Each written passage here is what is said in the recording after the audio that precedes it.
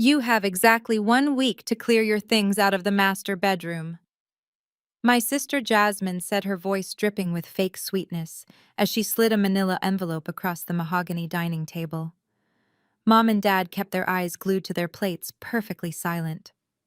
I looked down at the 7-day eviction notice resting next to my cranberry sauce.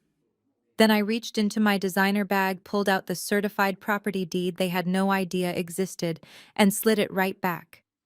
Actually, I smiled, you have 24 hours. The look of absolute terror that washed over my brother-in-law's face is something I will cherish for the rest of my life. My name is Zuri. I am 35 years old and I spent my entire adult life acting as the financial cleanup crew for my family. Before I tell you how a single piece of paper destroyed a decade of their lives, tell me where you are watching from in the comments below. If you have ever been the scapegoat in your family while someone else played the golden child, hit that like button and subscribe. You are going to want to hear how this Christmas dinner ended. Growing up in our affluent neighborhood outside Atlanta, my parents, Roland and Vivian, cared about exactly one thing: image. Our sprawling brick estate with its wraparound porch and meticulously manicured lawn was their stage, and we were just the actors expected to play our parts perfectly for the neighbors and the church congregation. But the reality behind the expensive velvet curtains was always a terrifying financial tightrope walk. As a senior financial auditor, I saw the cracks in their facade early on. I just never expected those cracks to swallow me whole at my own dinner table. It was Christmas Day, and the dining room smelled of roasted turkey-collared greens and the expensive pine candles my mother insisted on burning for holiday ambiance. We were seated around the massive mahogany table that I had personally paid to have refinished last spring. At the head of the table stood Preston, my sister Jasmine's white husband. Preston worked in wealth management, or at least that was the vague title he threw around at country club mixers and family gatherings. He stood there carving the Christmas turkey with an unbearable level of unearned authority, sawing through the meat while lecturing my father about the state of the stock market. Jasmine sat across from me, casually sipping her champagne. She is 3 years younger than me, 32, and has been the undisputed golden child since the day she was born. She was wearing a diamond tennis bracelet that I knew for a fact they could not afford on Preston's fluctuating commission checks. Jasmine spent her days curating a pristine, wealthy lifestyle on social media, pretending to be a self-made entrepreneur, while constantly borrowing money she never intended to repay. I was quietly eating my sweet potatoes, enjoying the rare moment of family peace, when Jasmine reached into her oversized designer tote bag. She pulled out a crisp manila envelope and tossed it casually across the table. It landed right on top of my plate, the heavy paper brushing against my wine glass. I looked at the envelope, then up at my sister. "What is this, Jasmine?" I asked, keeping my voice perfectly even. "Open it," she said, her lips curling into a smug, triumphant smirk. Preston stopped carving the turkey and set the knife down on the serving platter, puffing his chest out as he watched me. I picked up the envelope, peeled back the metal clasp, and pulled out a single sheet of paper. The bold black letters at the top screamed at me: "Official notice to vacate." It was a formal 7-day eviction notice listing my name and the address of the very house we were currently sitting in.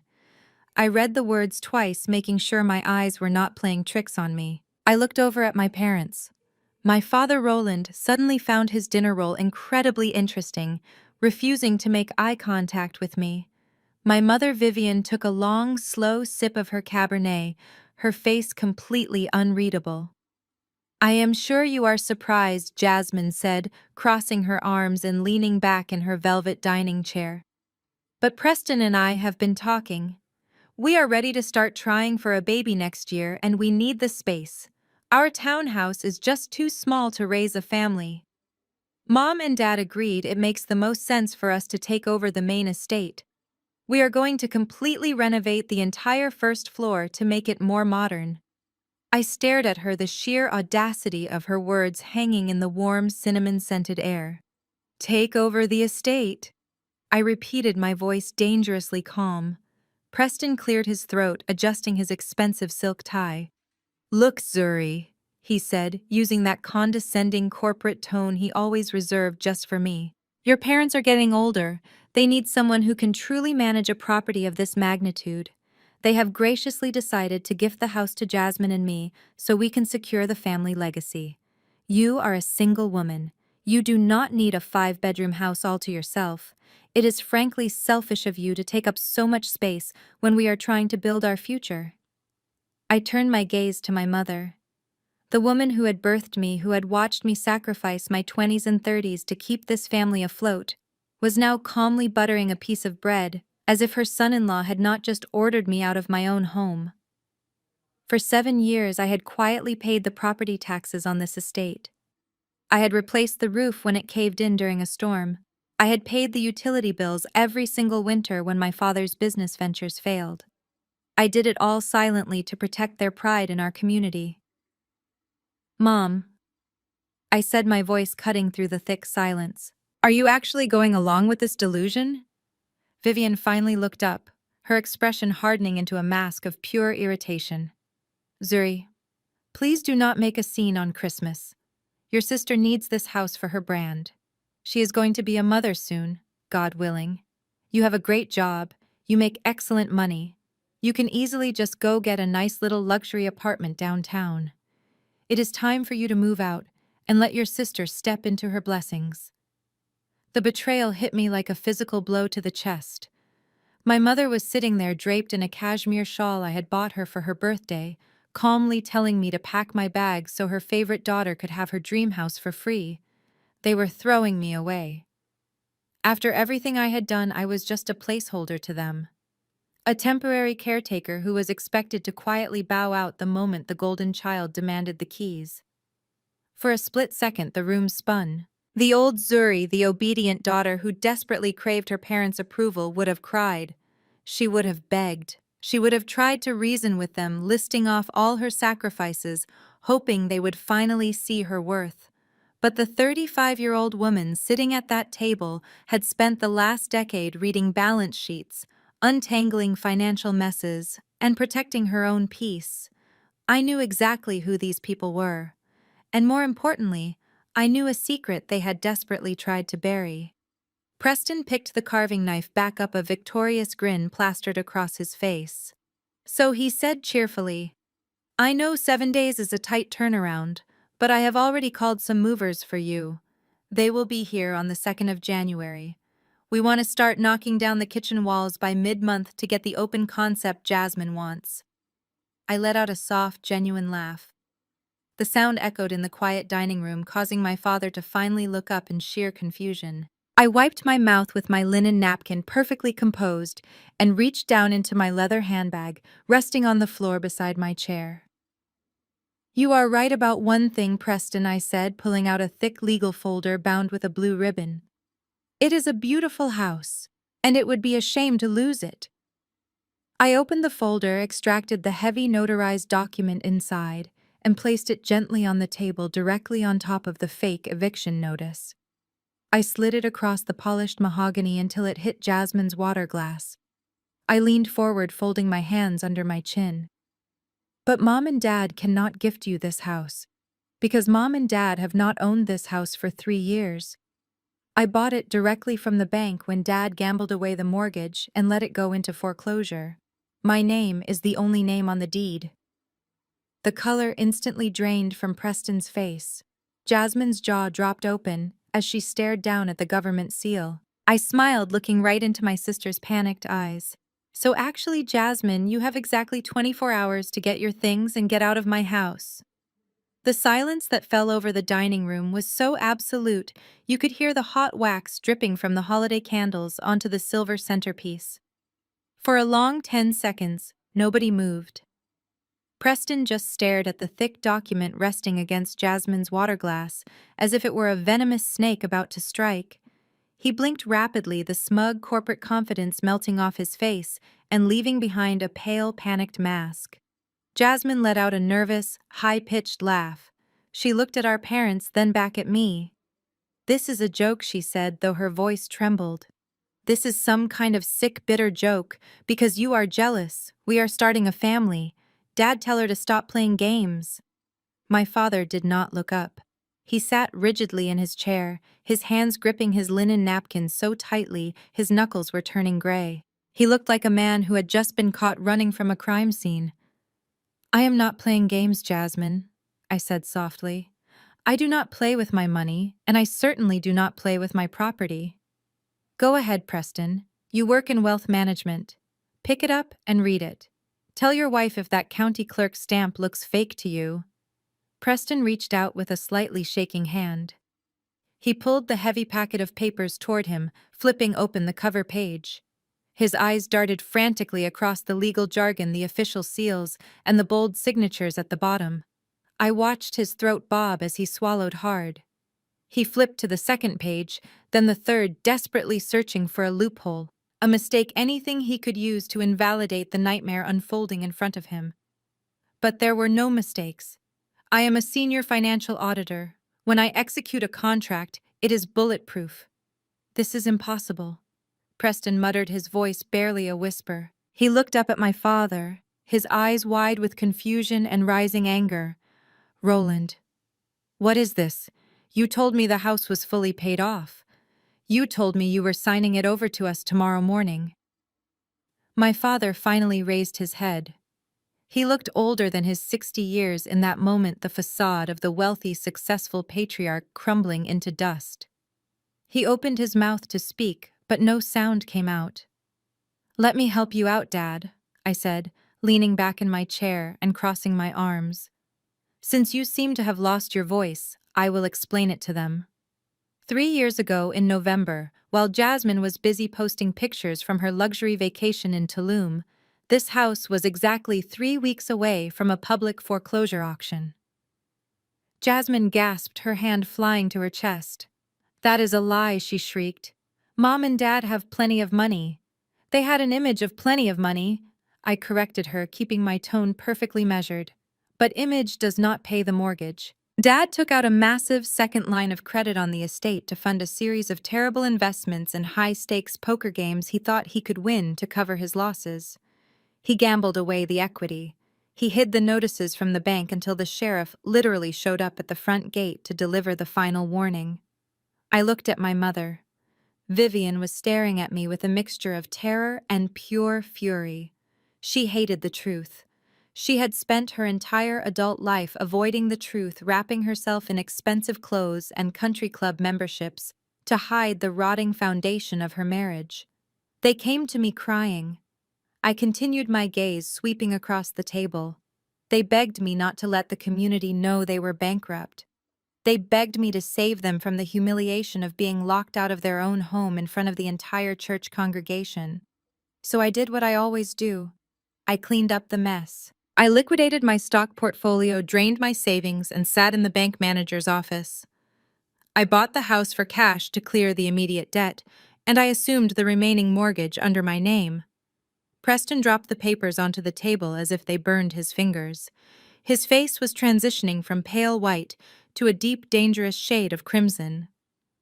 I let you all stay here, I said, my voice dropping an octave because I actually care about this family. I paid the taxes, I paid the insurance, I paid the maintenance, all while keeping the secret, so Dad could keep his pride. I asked for nothing in return except peace. I was perfectly content to let you live here indefinitely. I paused, letting the weight of my next words settle over them, until today. Until you decided that my silent generosity was a weakness.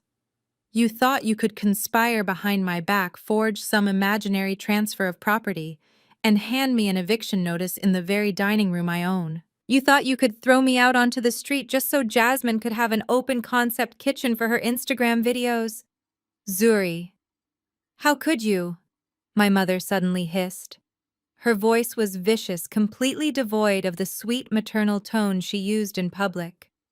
How could you bring this up right now? On Christmas, you are completely humiliating your father. The sheer audacity of her statement almost made me laugh again. I am humiliating him, I asked.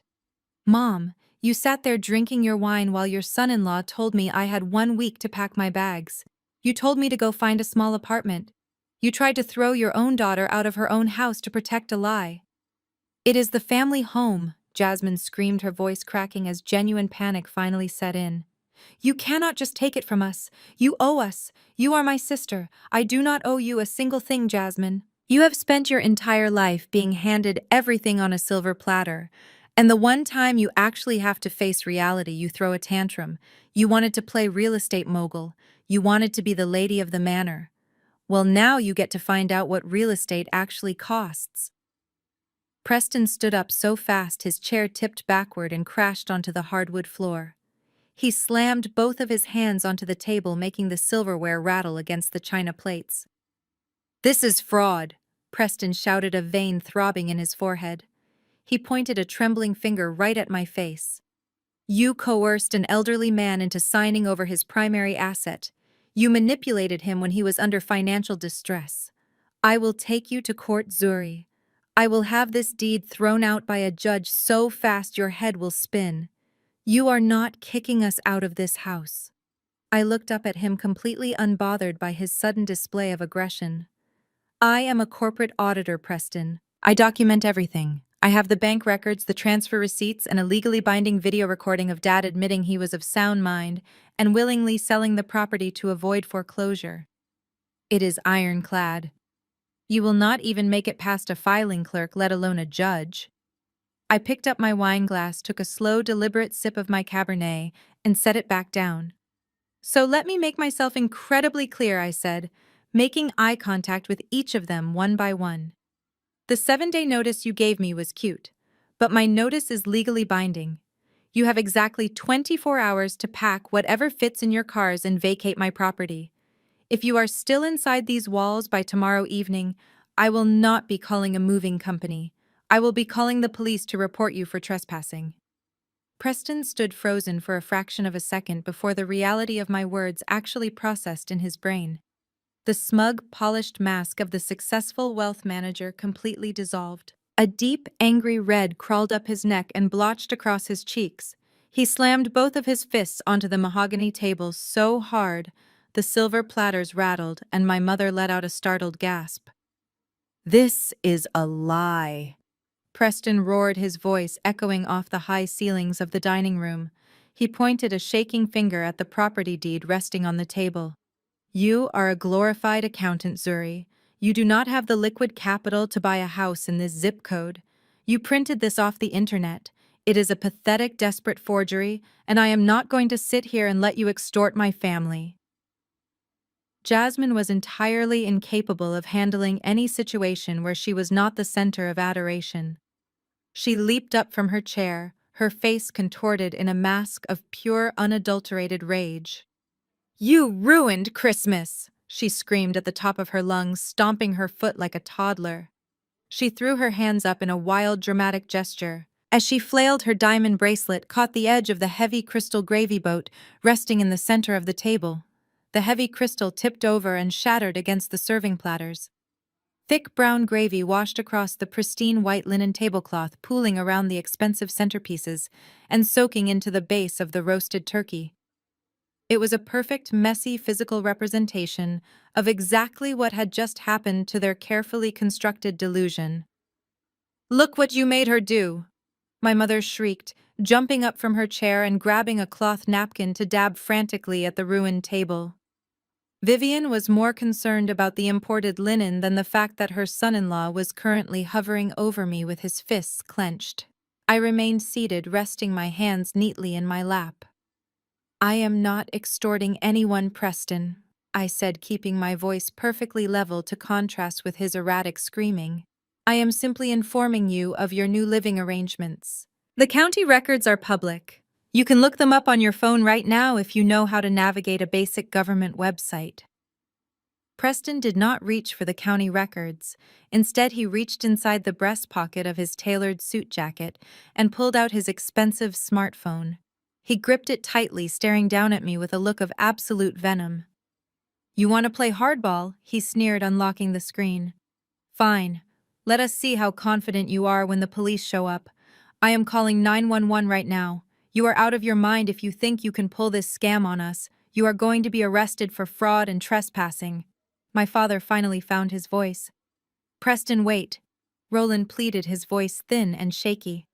Let us just talk about this as a family. We do not need to involve the authorities. Dad knew the deed was real.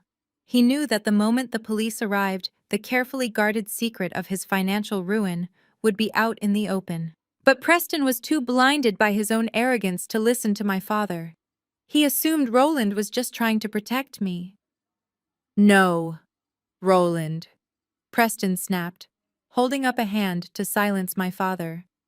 We are not protecting her anymore. She has lost her mind.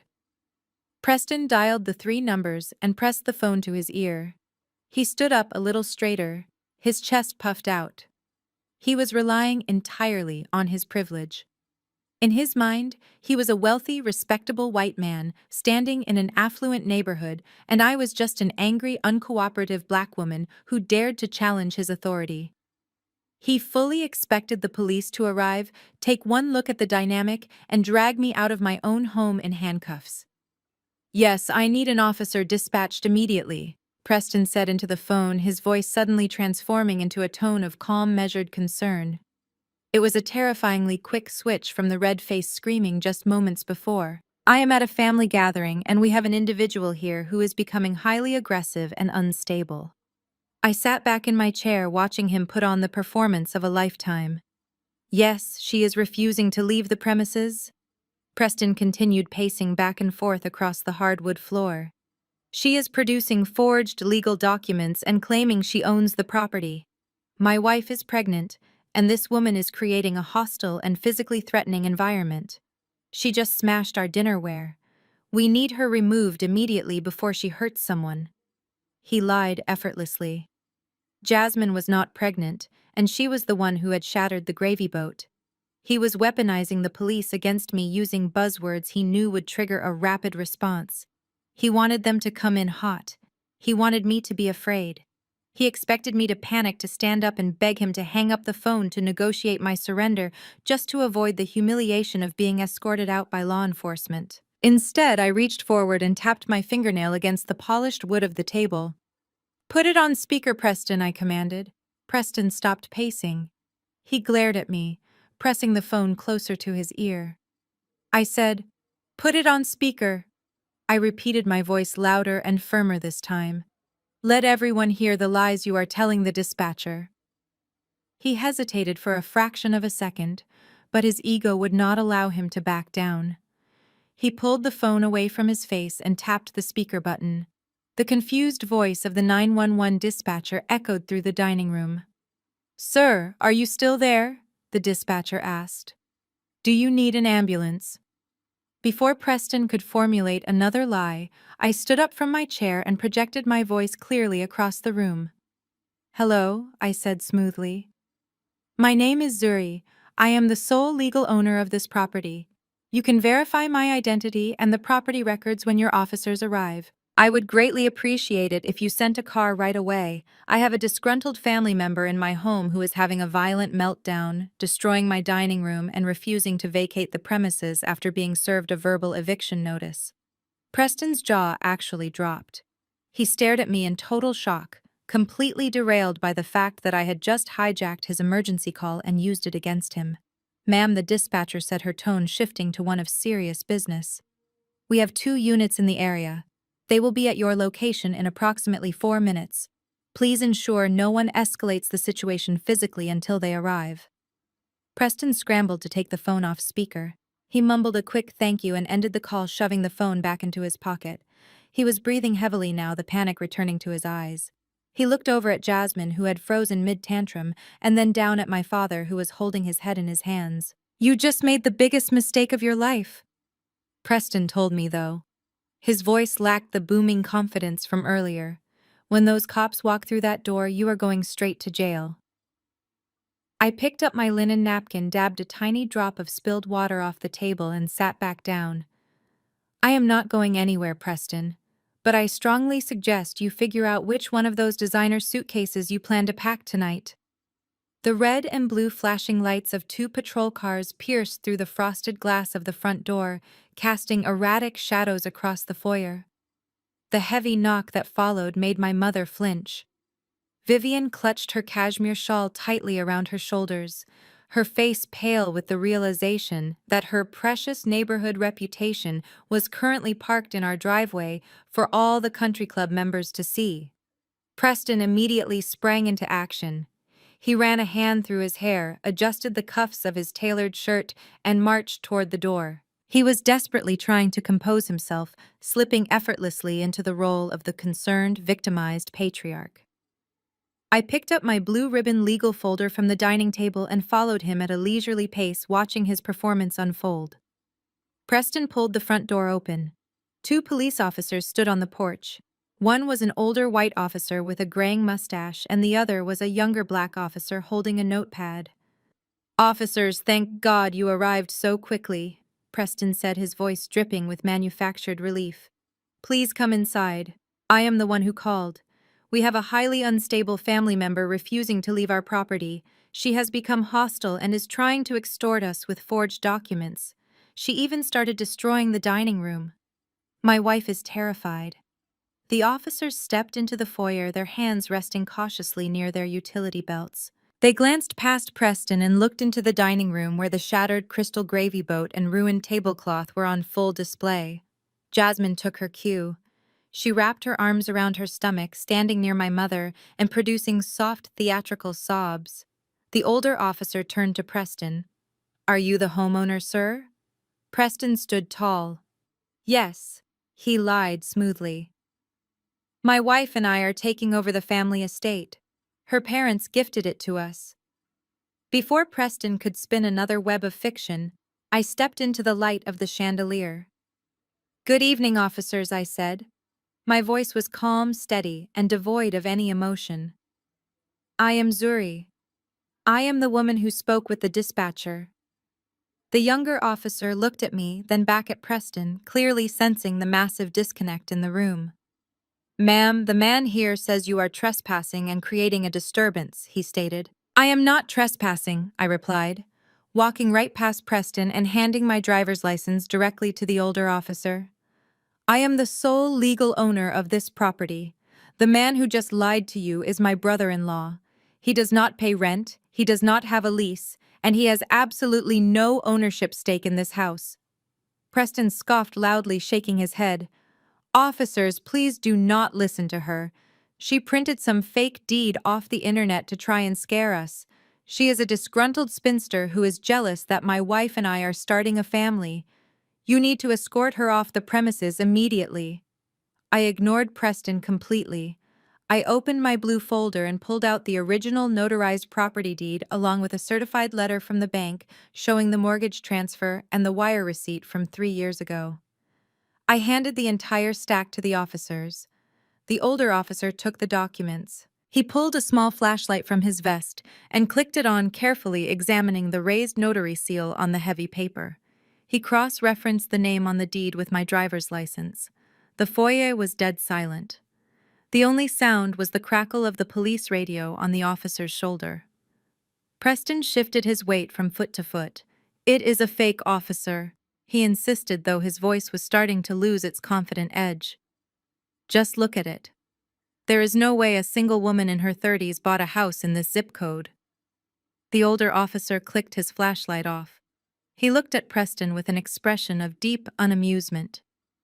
"Actually, sir," he said, "this is a legitimate county-issued deed. The seal is authentic. Miss Zuri is the registered owner of this estate." Preston's mouth opened, but no words came out. He looked like a fish suffocating on dry land. The younger officer stepped forward, his eyes scanning the terrified faces of my family. He looked at my father, who was standing quietly near the staircase. "Sir," he asked Roland, "are you the previous owner of this property?" My father looked at the floor. He could not bring himself to look at Preston, and he certainly could not look at me. "Yes," Roland whispered. "Speak up, please," the officer instructed. "Did you sell this property to your daughter 3 years ago?" "Yes," my father said, his voice cracking with shame. "I sold it to her. It is her house." Jasmine let out a genuine wail of despair, burying her face in her hands. Vivian closed her eyes, utterly defeated. The illusion was dead, and the police were the ones writing the obituary. Preston was backed into a corner, but his ego refused to let him surrender. He pointed a trembling finger at me. "But she lives here with us," he stammered. "She cannot just throw us out onto the street. We have rights. We established residency. I am going to sue her for an illegal eviction." The younger officer flipped his notepad shut and leveled a cold stare at Preston. "Sir, you need to lower your voice and step back. In this state, unless you have a signed lease agreement or proof that you pay rent, you are legally considered a guest in this woman's home. You are not a tenant. You are an invited guest, and the homeowner has just informed us that your invitation has been revoked." Preston looked at the officers in sheer disbelief. "Are you serious?" he demanded. "You are taking her side. You are going to let her throw a pregnant woman out in the cold on Christmas." "I do not care what day it is, and I do not care about your family drama," the older officer said firmly. "I care about the law, and the law says this is her house. Now, Miss Zuri told the dispatcher she gave you a 24-hour verbal notice to vacate the premises. Is that correct, ma'am?" "Yes, officer," I replied, maintaining eye contact with Preston. "They have until tomorrow evening to remove themselves and their belongings." The officer nodded and turned his attention entirely to my brother-in-law. "You heard the homeowner, sir. You have until tomorrow evening to pack your things and leave peacefully. If we get called back to this address tomorrow night, and you are still inside these walls, it will not be a civil dispute anymore. We will arrest you for criminal trespassing. Do you understand me?" Preston stared at the two officers, the reality of his total lack of power finally crushing him. He was not the wealthy patriarch. He was not the authority figure. He was a broke man, sleeping in his sister-in-law's house, and he had just been ordered to leave by the police he had weaponized against me. He gave a weak, humiliating nod.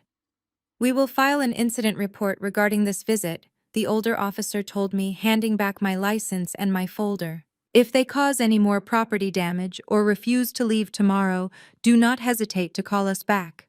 We will have units patrolling the area." "Thank you, officers," I said politely. "I appreciate your professionalism. Have a safe holiday." I walked to the front door and held it open for them. The police walked out, their heavy boots thudding against the porch steps. I closed the heavy wooden door, turned the deadbolt, and faced my family. Preston was staring at the floor, his face bright red and his fists clenched at his sides. Jasmine was crying hysterically into my mother's shoulder. My father looked like a ghost.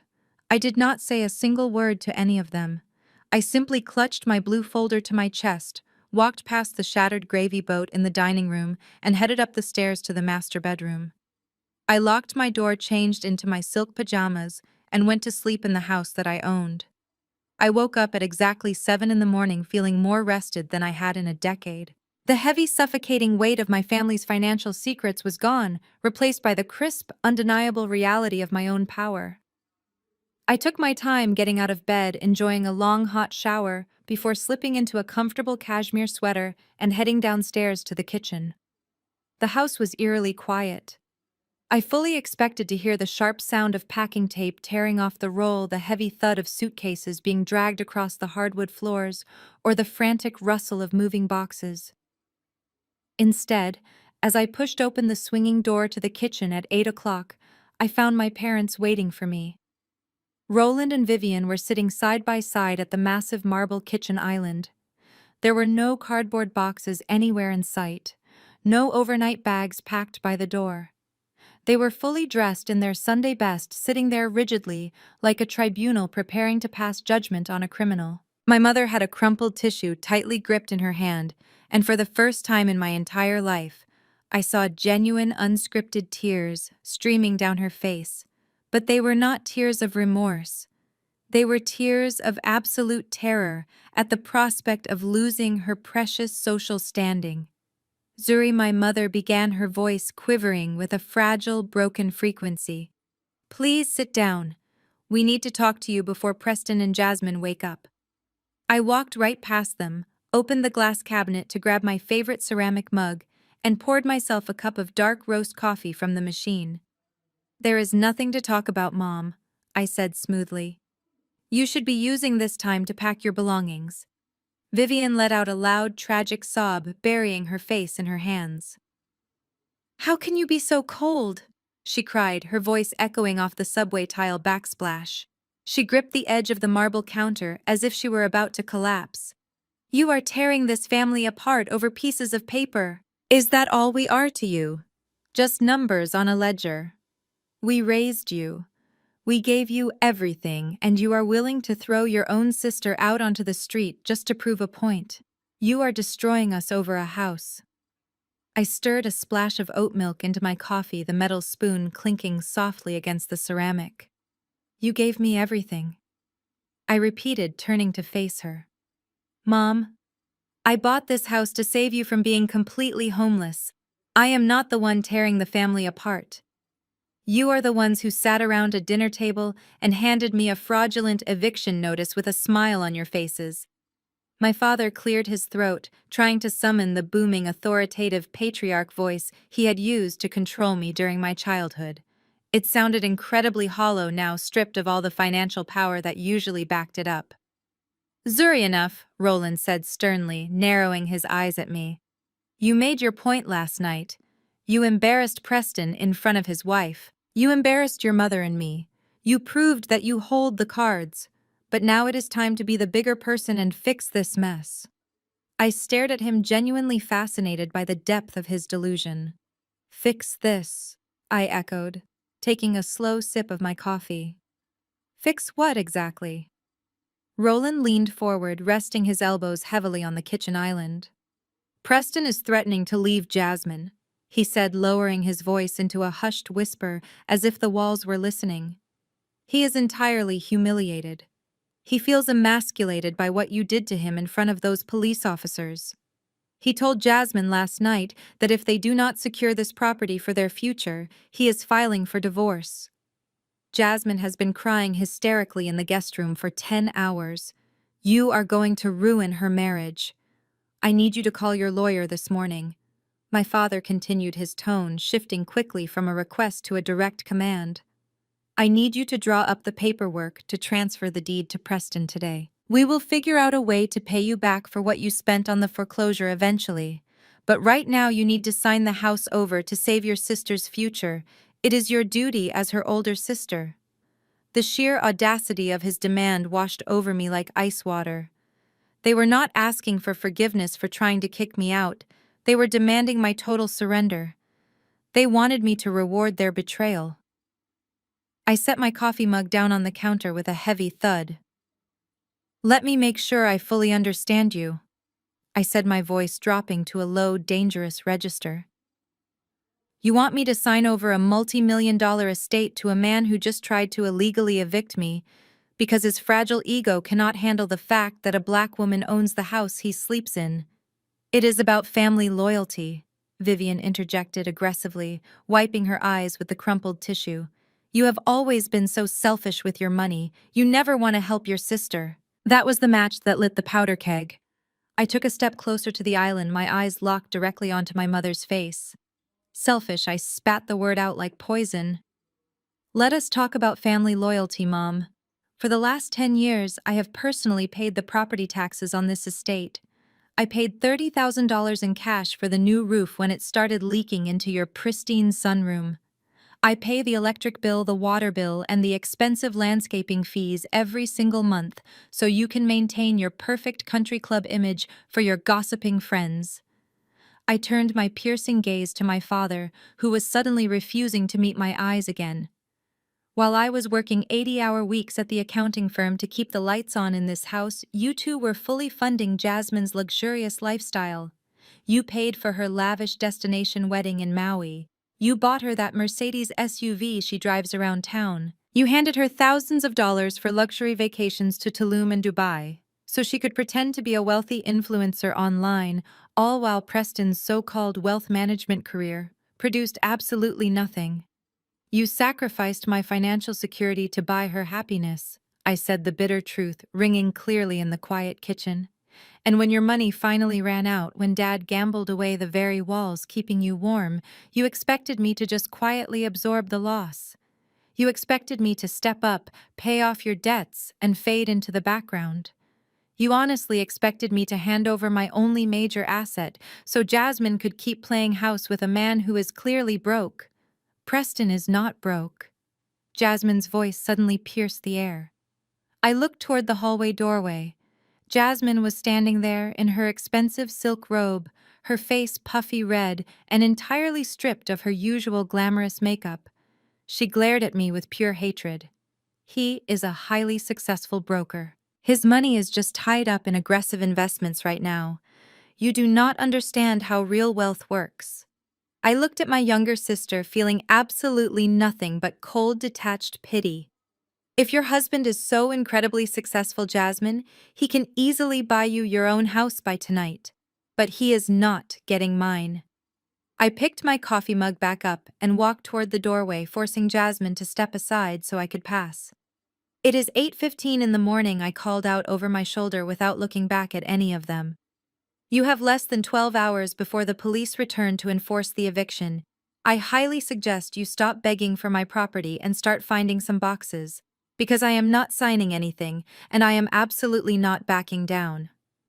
I walked out of the kitchen, leaving my parents and my sister standing in the wreckage of their shattered entitlement. I headed straight down the long carpeted hallway and stepped into my home office, shutting the heavy oak door firmly behind me. The lock clicked into place with a satisfying metallic snap.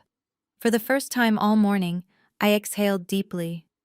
I sat down in my ergonomic leather desk chair, booted up my work laptop, and prepared to spend the day reviewing client portfolios. I assumed my family would finally use the remaining hours to pack their bags. I underestimated my sister's desperate need for attention. Less than 45 minutes later, my personal cell phone resting on the edge of my desk vibrated violently. Then it vibrated again. And again. The aggressive, continuous buzzing rattled against the wood of the desk like a tiny jackhammer. I picked up the device and saw a steady stream of notifications rapidly filling up my lock screen. It was not just a few stray text messages. It was an absolute avalanche. I swiped down to open my alerts and saw a banner at the very top of the screen. Jasmine is broadcasting live on Instagram. I tapped the notification immediately, hitting the volume down button on my phone so I could listen quietly. The application loaded and the screen filled with my sister's face. She was broadcasting from the guest bedroom down the hall from my office. She had clearly spent the last 40 minutes meticulously styling herself to look entirely unstyled and victimized. Her hair, which had been perfectly flat-ironed the night before, was now pulled into a messy, uneven bun. Her face was scrubbed completely bare of her usual heavy makeup, highlighting the redness around her eyes. She was drowning in an oversized, faded college sweatshirt. She looked incredibly small, fragile, and utterly heartbroken. It was an Oscar-worthy performance. "Hey guys?" Jasmine sniffled into the camera, her voice trembling perfectly. She paused to wipe a carefully timed tear from her cheek. "I am so sorry to come on here like this. I know it is the day after Christmas and everyone is celebrating with their families, but I need prayers right now. My family is going through an unimaginable, horrific nightmare." I leaned back in my chair, watching the viewer count in the top corner of the screen skyrocket. 300 people. 800 people. Over 2,000 people were suddenly tuning in to watch her breakdown. My older sister, Jasmine, continued, her voice cracking as she looked directly into the camera lens. "She has done something so evil I do not even know how to process it. Many of you know my dad has been struggling lately. His health is not great, and his memory is just not what it used to be. He gets confused easily." I scoffed out loud in the empty office. My father was as sharp as a tack.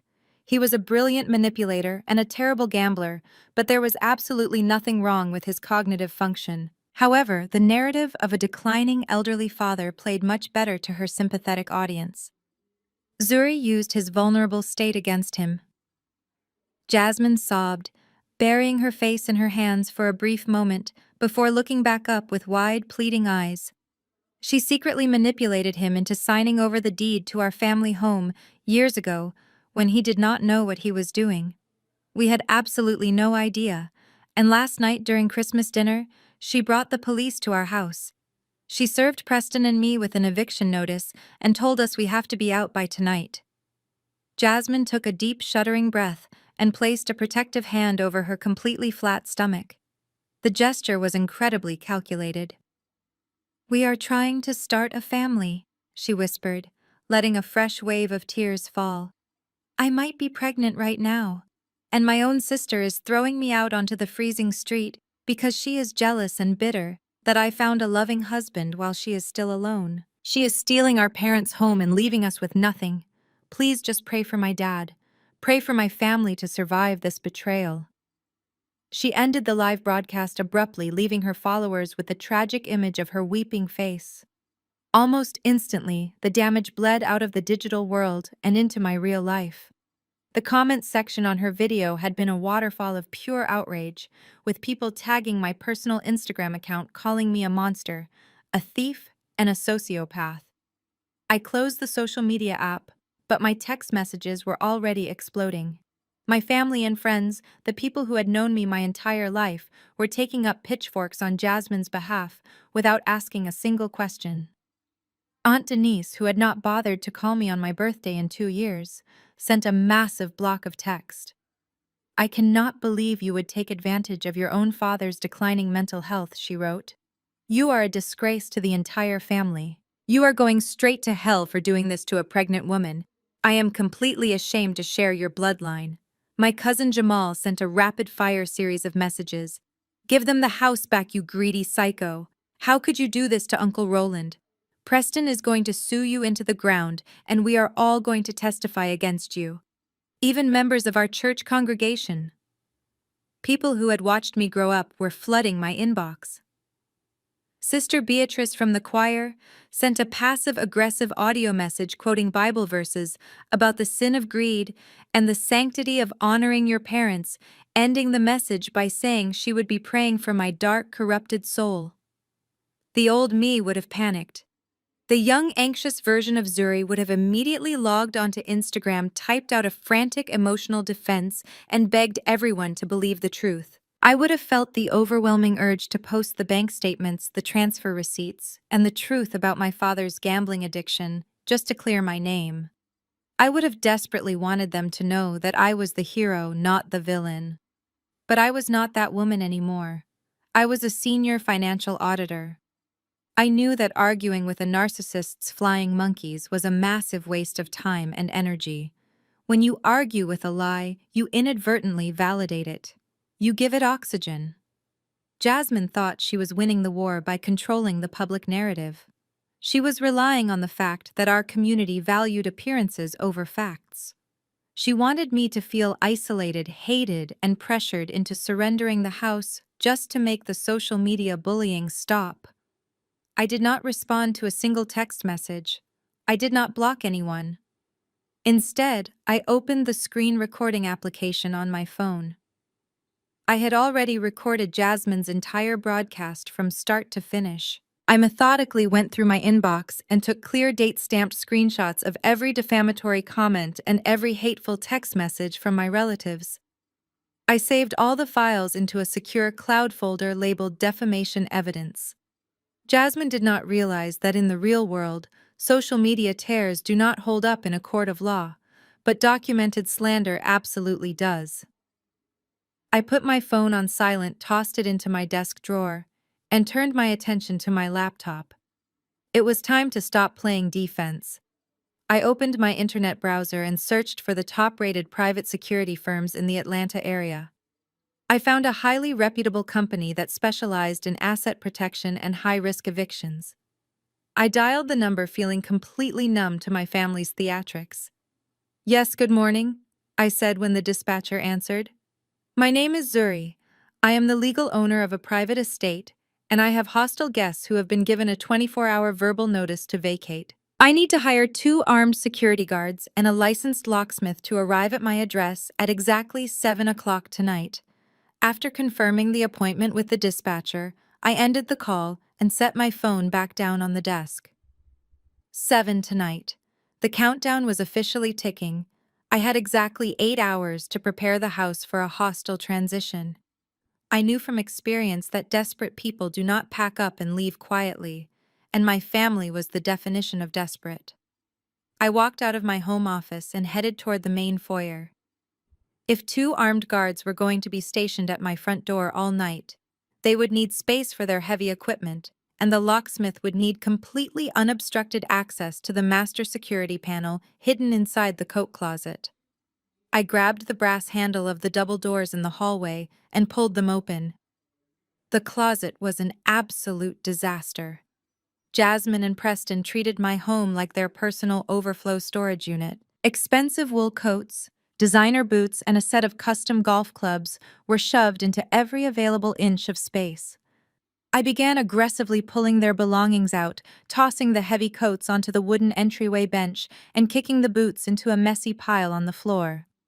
I did not care if the expensive leather scuffed. They were lucky I was not tossing their things directly into the front yard. As I reached up to the top shelf to pull down a bulky garment bag, the thick fabric snagged on something hard hidden in the shadows. I tugged it impatiently. A large vintage leather briefcase tumbled down from the top shelf. It was the exact same briefcase Preston carried around at family events like a theatrical prop to make himself look incredibly important. The heavy leather bag hit the hardwood floor with a loud thud. The brass latches, which were apparently broken and barely holding the thing together, snapped open upon impact. A massive wave of paperwork erupted from the interior, sliding across the polished floorboards like a paper avalanche. I let out an annoyed sigh. I knelt down on the floor, intending to scoop the messy pile of papers back into the briefcase and shove it into the pile of their junk. But as my fingers brushed against the top sheet of paper, the bold red capitalized letters immediately caught my eye. My hands stopped moving. I am a senior financial auditor. I spend my entire professional life looking at ledgers, contracts, and corporate financial statements. I can spot a numerical discrepancy from a mile away. What I was looking at on my hallway floor was not a minor discrepancy. It was a complete financial massacre. The first paper I picked up was a final notice from a luxury auto finance company. It was a repossession warning for Jasmine's Mercedes SUV. They were 3 months behind on payments, and the document explicitly stated that recovery agents were actively looking for the vehicle. I grabbed another stack of papers from the pile. Margin call warnings from a major national brokerage firm. Preston had been trading on margin gambling with money he did not actually have, and the market had clearly turned against him in a brutal way. The firm was demanding an immediate deposit of $200,000 to cover his catastrophic losses. My heart started beating a little faster as I dug deeper into the scattered mess. I found a thick, stapled packet from a premium property management company located in downtown Atlanta. It was an eviction notice. A real one signed by a civil court judge. Preston and Jasmine had not paid rent on their luxury townhouse in over 6 months. They were legally locked out of their apartment 3 weeks ago. The narrative suddenly clicked into place with sickening clarity. They were not moving into my house to knock down kitchen walls and renovate for a baby. They were not trying to secure the family legacy. They were trying to take over my home because they literally had nowhere else to go. They were completely homeless and entirely broke. I kept digging through the pile, totally ignoring the fact that anyone could walk down the hallway and catch me snooping. Near the bottom of the mess, shoved haphazardly into a faded manila folder, I found something much worse than bad debt. I found a legal summons. Preston was being sued by 3 of his former wealth management clients. The lawsuit alleged severe breach of fiduciary duty, unauthorized trading, and direct misappropriation of funds, embezzlement. Preston was not a successful wealth manager. He was a con artist who was desperately trying to stay one step ahead of total ruin. He had stolen money directly from his clients to fund Jasmine's designer wardrobe, her lavish trips to Dubai, and the fake glamorous life they flaunted on the internet. And now the bill was due. I sat back on my heels, staring at the scattered papers, breathing heavily as the puzzle pieces snapped together. That was why they needed the deed to my house so desperately. Preston did not just want a free place to live. He needed to legally own a multi-million-dollar asset so he could use it as collateral. He fully intended to take out a massive high-interest loan against my property to pay back the clients he stole from before the federal authorities got involved. He was going to leverage my home drain every cent of the equity and leave me holding the bag when his entire house of cards collapsed. A cold, sharp anger replaced the initial shock. My parents had sat at my kitchen island just an hour ago demanding I sign my house over to this man. They were willing to let me take the fall for a criminal. They were willing to let me lose everything I had worked for, just to protect Jasmine from the embarrassment of a failed marriage and a broke husband. I carefully gathered every single document from the floor, organizing them into a neat, undeniable stack of evidence. I did not put them back into the leather briefcase. I left the empty bag lying on the hardwood floor. I stood up, clutching the papers tightly to my chest, and walked quickly back to my home office. I locked the heavy oak door behind me and sat down at my desk. Jasmine wanted to play the victim on the internet. Preston wanted to weaponize the police against me. But they had just handed a senior auditor the exact paper trail needed to bury them both. I opened my laptop and started running the numbers. The glow of my laptop screen illuminated the dark mahogany of my desk as I began to build a custom spreadsheet. In my 10 years as a senior financial auditor, I have investigated corrupt corporations, mismanaged hedge funds, and greedy executives. I have seen every trick in the book when it comes to hiding money. But reviewing my own brother-in-law's financial records was a completely different experience. There was no sophisticated shell company or complex offshore account. It was just raw, arrogant theft. I started by logging the explicit debts. I typed the numbers from the eviction notice, the auto repossession warnings, and the horrific margin calls from the brokerage firm into the first column of my spreadsheet. The cell at the bottom of the screen automatically calculated the total. $2.4 million. That was just the money he owed to legitimate institutions. Then I opened the legal summons from the 3 former clients and started a second column. I read through the plaintiff's complaints, my stomach turning with every paragraph. These were not institutional investors who could absorb a loss. These were vulnerable people. One of them was an 80-year-old widow whose late husband had trusted Preston's firm to manage her pension. Another was a family who had invested their life savings into a college trust fund for their children. Preston had systematically drained their accounts, transferring the money into a private limited liability company registered under Jasmine's maiden name. I pulled up Jasmine's public Instagram profile on my second monitor. I wanted to see exactly how they had burned through millions of dollars of stolen money. I cross-referenced the dates of the fraudulent bank transfers listed in the legal summons with the dates of her most popular photo sets. The correlation was sickeningly perfect. On October 12th, Preston liquidated $40,000 from the widow's pension fund. On October 14th, Jasmine posted a video of herself unboxing a rare limited edition designer bag using the hashtag #selfmadeboss.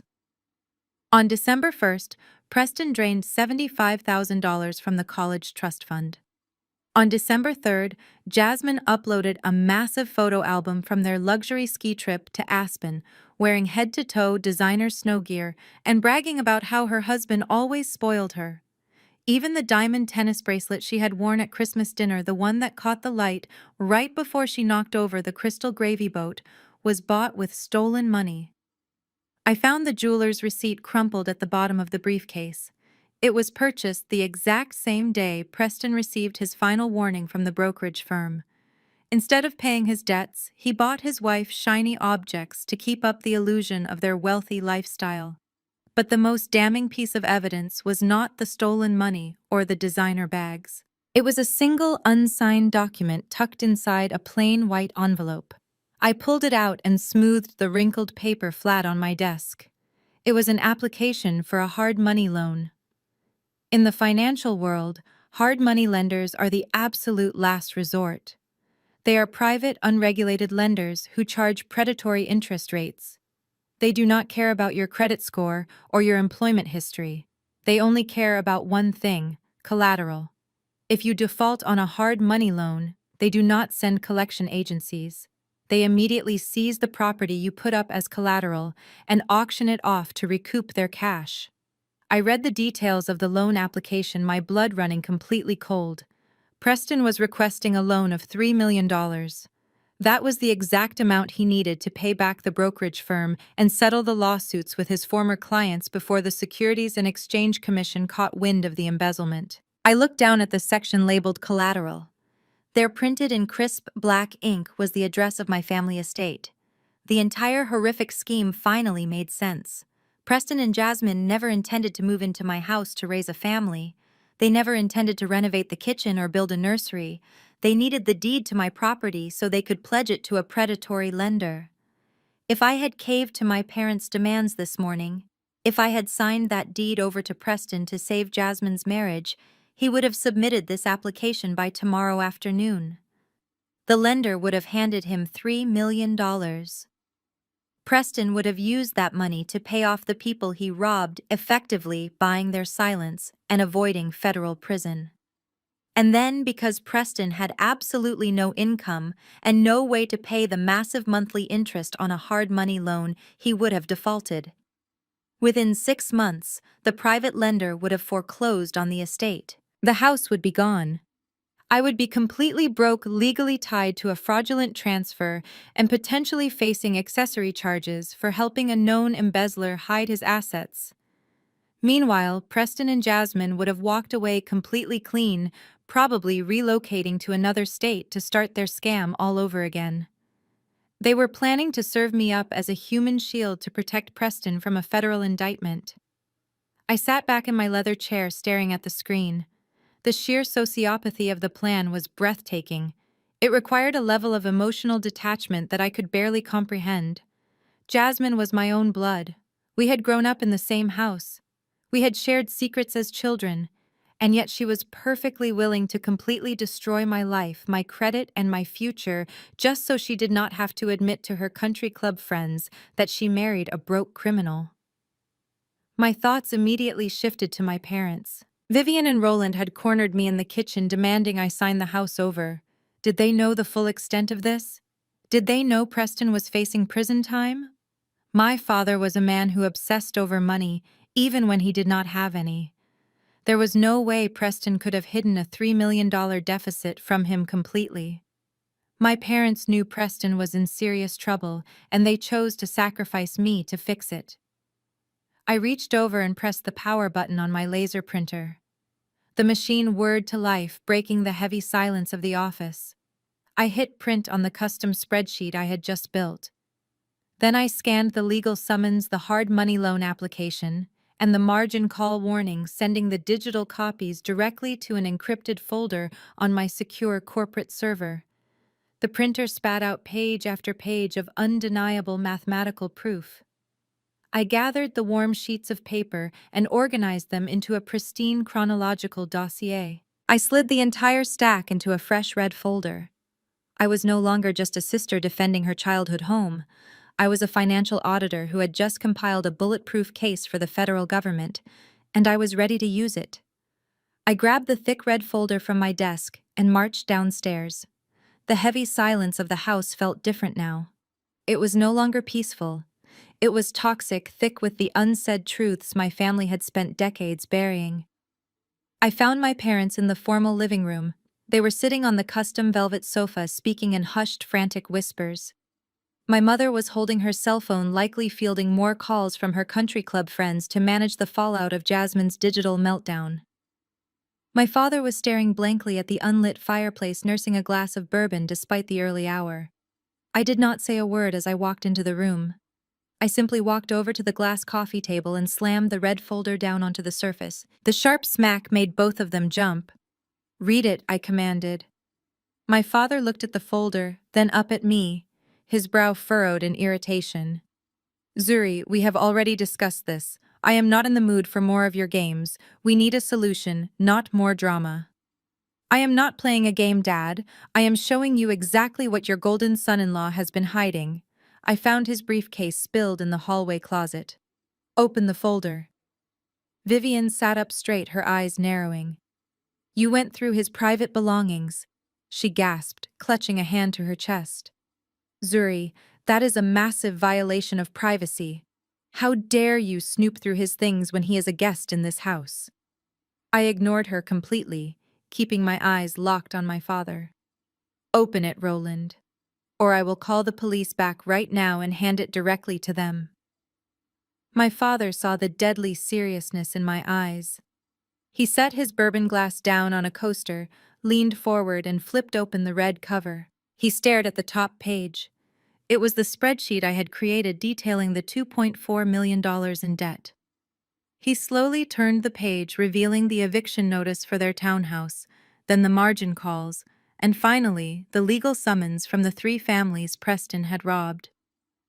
I watched his face closely, waiting for the shock. I waited for the horror of realizing he had invited a criminal into his home. I waited for him to look at me and apologize for demanding I sign my house over to a man who was actively being sued for embezzlement. But the shock never came. My father did not gasp. He did not jump up in anger. He simply closed his eyes, let out a long, heavy sigh, and rubbed his temples. He looked like a man who had just been handed a bill he knew he could not pay. My mother did not even look at the papers. She looked away, staring out the large bay windows toward the manicured front lawn.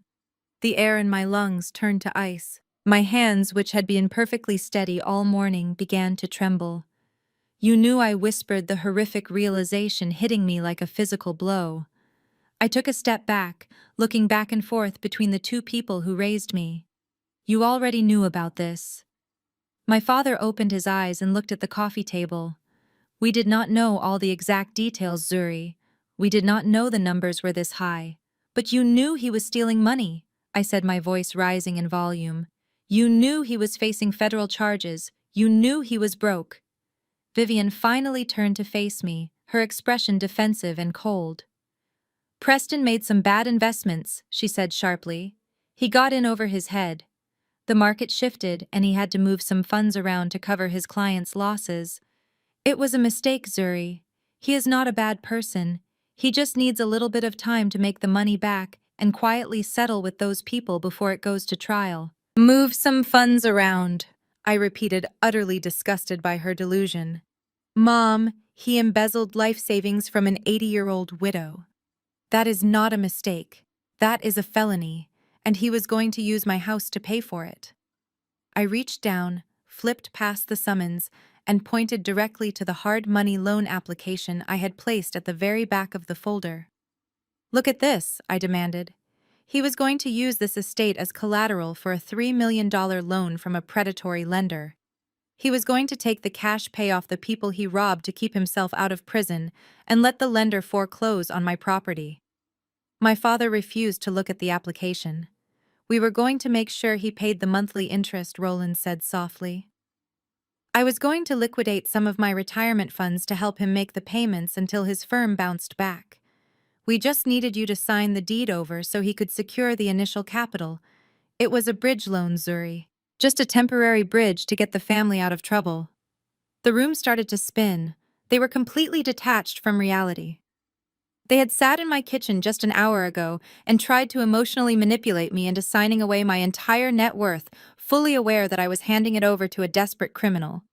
Do you have any idea what would have happened to me? I asked, my voice shaking with a rage so profound it scared me. I am a licensed certified public accountant. I am a senior auditor. If I transfer a multi-million-dollar asset to a man who is currently under investigation for wire fraud, the federal government does not see that as a family favor. They see it as aiding and abetting. They see it as money laundering. You were willing to let me lose my license, my career, and my freedom just to bail him out. Vivian stood up, her face flushed with anger. She pointed a finger at me. You are being dramatic. No one was going to jail. We were protecting this family. Do you have any idea what would happen if the people at our church found out Jasmine married a thief? Do you know what the board members at the country club would say if the FBI raided their townhouse? The humiliation would destroy us. Your father and I have spent 30 years building our reputation in this community. We are respected. We are leaders. We could not let Preston ruin that. So you decided to let him ruin me instead, I stated. You are strong, Zuri. My mother shot back completely unapologetic. You always figure things out. You have a great career. You have no husband, no children. If you had to start over, you could do it. Jasmine cannot. She is fragile. She needs stability. We had to protect her marriage. We had to protect the family name. You were the only one who had the assets to fix this. I stood there staring at the woman who gave birth to me. She was looking at me not as a daughter but as a resource. A sacrificial lamb to be slaughtered on the altar of their social status. They did not care if I ended up bankrupt or in a federal courtroom, as long as they could still walk into Sunday service with their heads held high and pretend their lives were perfect. The last remaining thread of affection I had for my parents completely snapped. There was no more guilt. There was no more obligation. They had made their choice. I picked up the red folder from the table and held it tightly against my side. I want to be absolutely clear, I said, my voice dropping to a terrifyingly calm whisper. Neither of you are my family anymore. You are strangers who happen to share my DNA. My father opened his mouth to speak, but I held up a hand to stop him. Do not say another word to me, I commanded. You have until 7 o'clock tonight to get off my property. When the security guards arrive, anyone still inside this house will be physically removed. I suggest you go upstairs, tell your golden child to stop crying on the internet, and start packing. Because if I see any of you after the sun goes down, I am handing this folder directly to the authorities.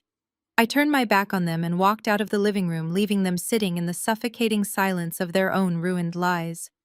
I was halfway up the stairs when I heard the heavy, aggressive footsteps coming down the second-floor hallway. I stopped on the landing and looked up. Preston was standing at the top of the staircase. He was no longer wearing his polished suit. He was in a wrinkled t-shirt, his hair disheveled and his eyes bloodshot. He was breathing heavily, gripping the wooden banisters so tightly his knuckles were white. He looked down at me, then his eyes locked onto the thick red folder clutched in my hand. He knew exactly what I had found. And the look on his face told me he had nothing left to lose. I took another step up the carpeted stairs, my eyes locked dead onto his. Preston did not move out of my way. He stood squarely in the center of the upper landing, his broad shoulders blocking the pathway. The polished, condescending wealth manager who had carved the Christmas turkey 24 hours ago was completely gone. In his place stood a desperate, cornered animal. I reached the top of the stairs and stopped one step below him. "Move, Preston," I said, my voice flat and completely devoid of fear. He did not move. Instead, his eyes darted from my face, down to the thick red folder clutched against my chest. A dark, ugly sneer twisted his features. "You went into my briefcase," he said.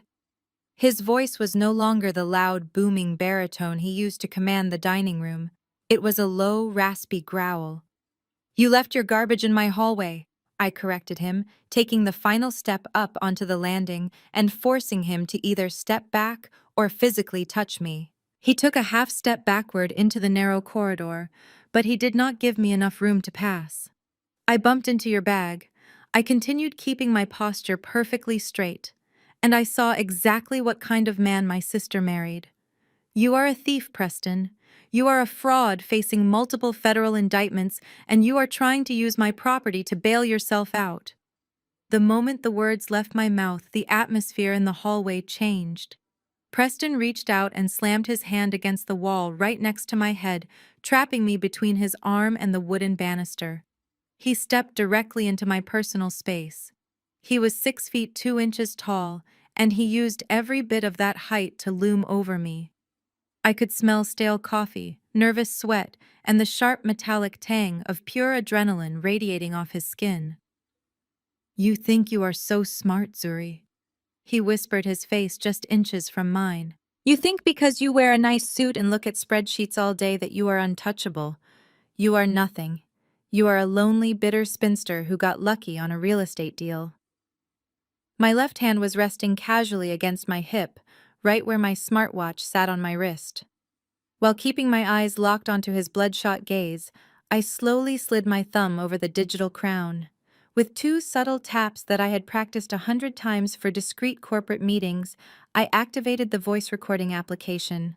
A tiny haptic pulse vibrated against my skin, confirming that every word he was about to say was being captured in high-definition audio. I am smart enough to know that a $3 million hard money loan requires a clean title, I said, baiting him perfectly. And I am smart enough to know you are never going to get one. Preston leaned in closer, his jaw clenched so tight I could hear his teeth grinding. You are going to sign that house over to me today, he hissed. You are going to call your lawyer, you are going to draft the transfer, and you are going to hand me the deed by 5 o'clock this afternoon.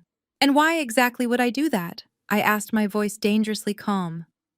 Because if you do not, I will absolutely destroy your life, Preston replied, the malice dripping from every syllable. Do you think I just sit around managing portfolios all day? I have access to some of the highest-level trading algorithms in this city. I know exactly how your accounting firm operates. I know the exact digital architecture of your corporate servers because Jasmine bragged about your IT setup at Thanksgiving. He dropped his arm from the wall and pointed a finger directly at my chest, tapping it hard against my collarbone. I did not flinch. If you do not give me this house, Preston threatened, I will remotely plant a manufactured paper trail of insider trading directly onto your secure work laptop. I will generate fake wire transfers, offshore account pings, and fabricated emails tying you to illegal stock manipulation. It will look completely authentic. I will anonymously tip off the Securities and Exchange Commission, and they will raid your beautiful corner office before the week is over. He smiled, a sick, twisted expression of pure cruelty. You will lose your certified public accountant license instantly. Your firm will fire you. And when the federal prosecutors are done with you, you will be sitting in a minimum security prison for the next 10 years. You will lose the house anyway to pay for your legal defense. So you can either sign the property over to me right now and keep your precious little career, or you can watch me burn your entire life to the ground. He was trying to terrify me. He was banking on the fact that I had spent my entire life following the rules, building a pristine reputation, and avoiding conflict. He thought the threat of public ruin and federal prison would make me crumble just like it would have made my parents crumble. He assumed my corporate career was my biggest weakness. He had no idea it was actually my greatest weapon. I let the silence hang in the narrow hallway for a few seconds. I wanted the microphone on my wrist to pick up the ambient sound of his heavy breathing. I wanted the recording to be crystal clear. Are you done? I asked finally. Preston frowned, clearly confused by my total lack of panic. I am dead serious, Zuri. Do not test me. I reached up and firmly swatted his hand away from my chest. You are a terrible bluff, Preston. If you possess the technological capability to seamlessly hack a top-tier accounting firm and fabricate an untraceable network of offshore wire transfers, you would not be begging your sister-in-law for a house to pay off a margin call. You are not a criminal mastermind. You are a desperate man who stole from an 80-year-old widow because you are too incompetent to make money legally. His face flushed a violent dark red. He raised his hand, balling it into a tight fist. For a split second, I thought he was actually going to strike me. But he knew that if he crossed that physical line, the police would be back before he could even pack a bag. He slowly lowered his fist, his entire body trembling with rage. I stepped around him, breaking his physical trap, and walked toward the door of my master bedroom. I stopped with my hand on the brass doorknob and turned back to look at him. You have until 7 o'clock tonight, I reminded him, my voice echoing off the hallway walls. The security guards arrive at exactly 7. The locksmith arrives at exactly 7. If you are still inside this house, or if you ever try to contact me at my place of business, I will not just report you for embezzlement. I will hand the FBI a very clear high-definition audio recording of you attempting to blackmail a licensed financial auditor with fabricated federal crimes. Preston's eyes darted down to my wrist. The realization hit him like a freight train. The color drained from his face for the second time in 24 hours. He opened his mouth, but he was completely speechless. "Start packing, Preston," I said, "and tell my sister to stop crying on the internet. It is not going to save her." I opened my bedroom door, stepped inside, and locked it behind me. I immediately synced the audio file from my watch to my secure cloud server, attaching it directly to the red folder dossier. The trap was fully set, and my family had just walked right into it. I woke up on Sunday morning to the sound of hushed, frantic voices downstairs. It was 8 o'clock. The 24-hour deadline I had set was rapidly approaching, leaving them with exactly 11 hours before the security guards and the locksmith arrived at my front door. I got out of bed feeling a strange sense of absolute calm. I walked into my closet and bypassed my comfortable weekend clothes. Instead, I pulled out a sharp, tailored emerald green pantsuit. If my family wanted to paint me as a ruthless corporate villain, I was going to dress the part. I walked downstairs to find my parents standing by the front door. They were dressed immaculately. My father wore his best charcoal suit, and my mother was draped in a sophisticated navy dress with her hair perfectly styled. They were preparing for their weekly performance at Greater Grace Fellowship, our affluent megachurch in the heart of Atlanta. They had not packed a single box.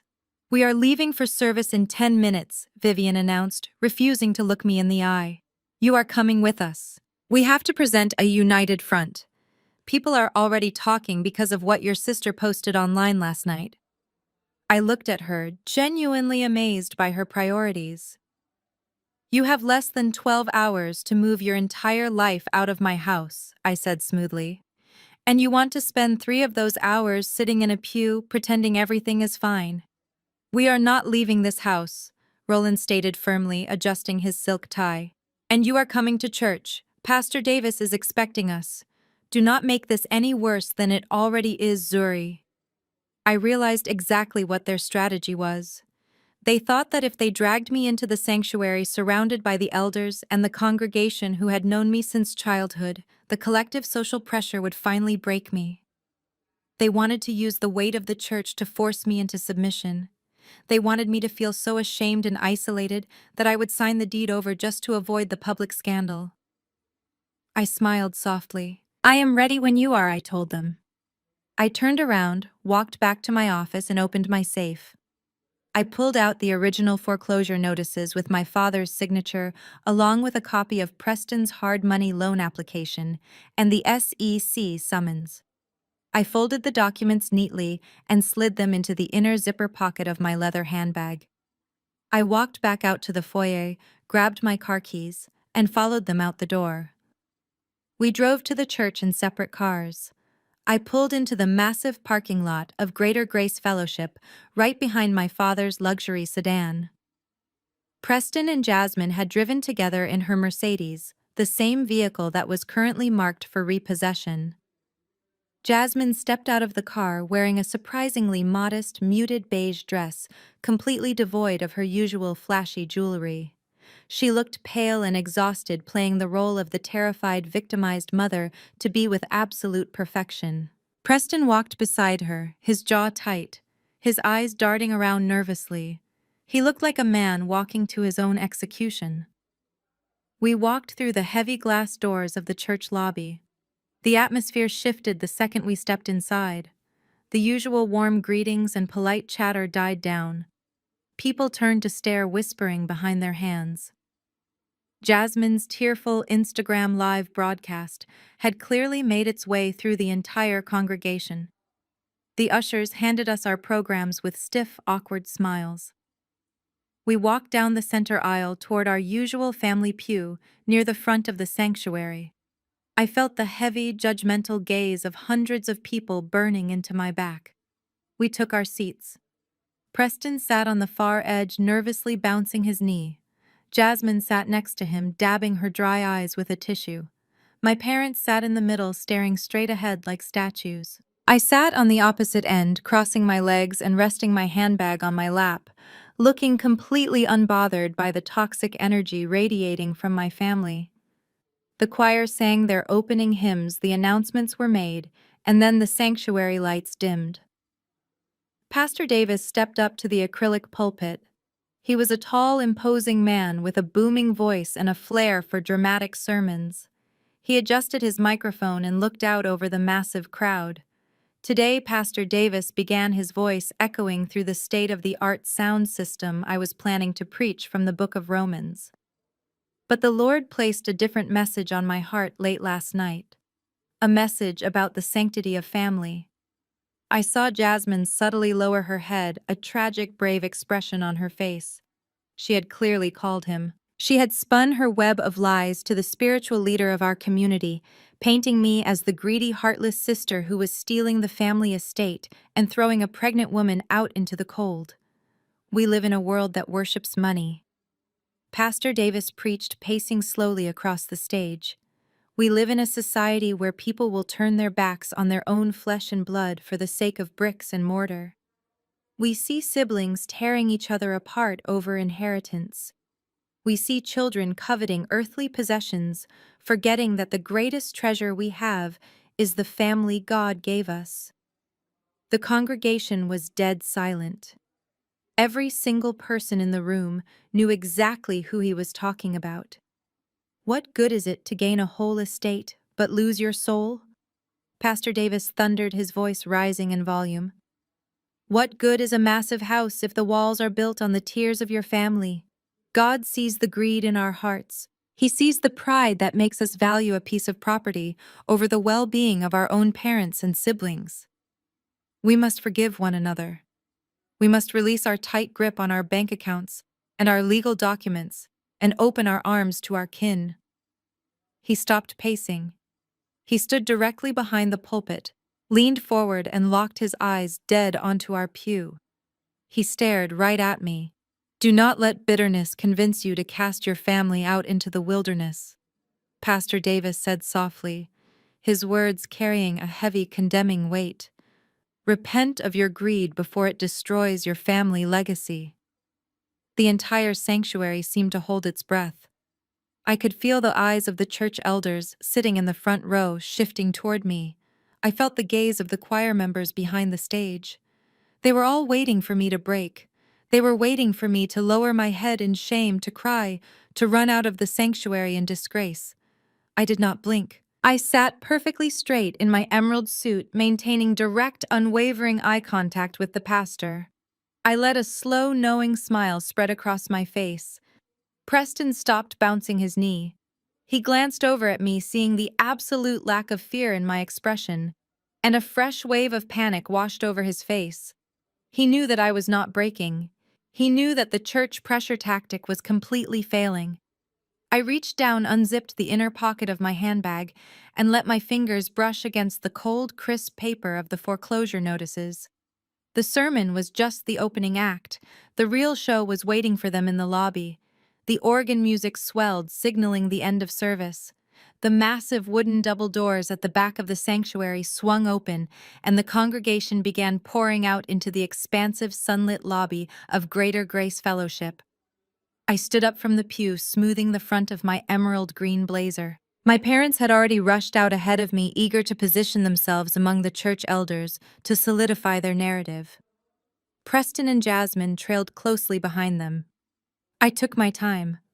I slung my leather handbag over my shoulder, feeling the comforting weight of the documents resting inside. As I walked down the center aisle, the whispers followed me like a physical breeze. People I had known since I was in the youth choir suddenly found the carpeting extremely fascinating as I passed by. Others offered me tight, pitying smiles, the kind usually reserved for the deeply disturbed.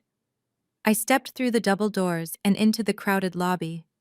The smell of expensive perfume and fresh coffee filled the air. I spotted my family immediately. They were gathered near the massive floor-to-ceiling windows, surrounded by a tight circle of the most influential people in the congregation. Elder Thomas, a retired judge who commanded immense respect in our community, was standing there. Sister Beatrice, the head of the women's ministry who had sent me that hateful audio message the night before, was nodding sympathetically at my mother. I walked directly toward the exit, fully intending to leave them to their theatrics. But Jasmine had other plans. She saw me approaching the glass doors and broke away from the circle of elders. "Zuri, wait!" Jasmine called out, her voice loud enough to cut through the chatter of the crowded lobby. Hundreds of heads turned in our direction. The low hum of post-church conversation died out instantly. The lobby became a stage, and Jasmine was ready for her monologue.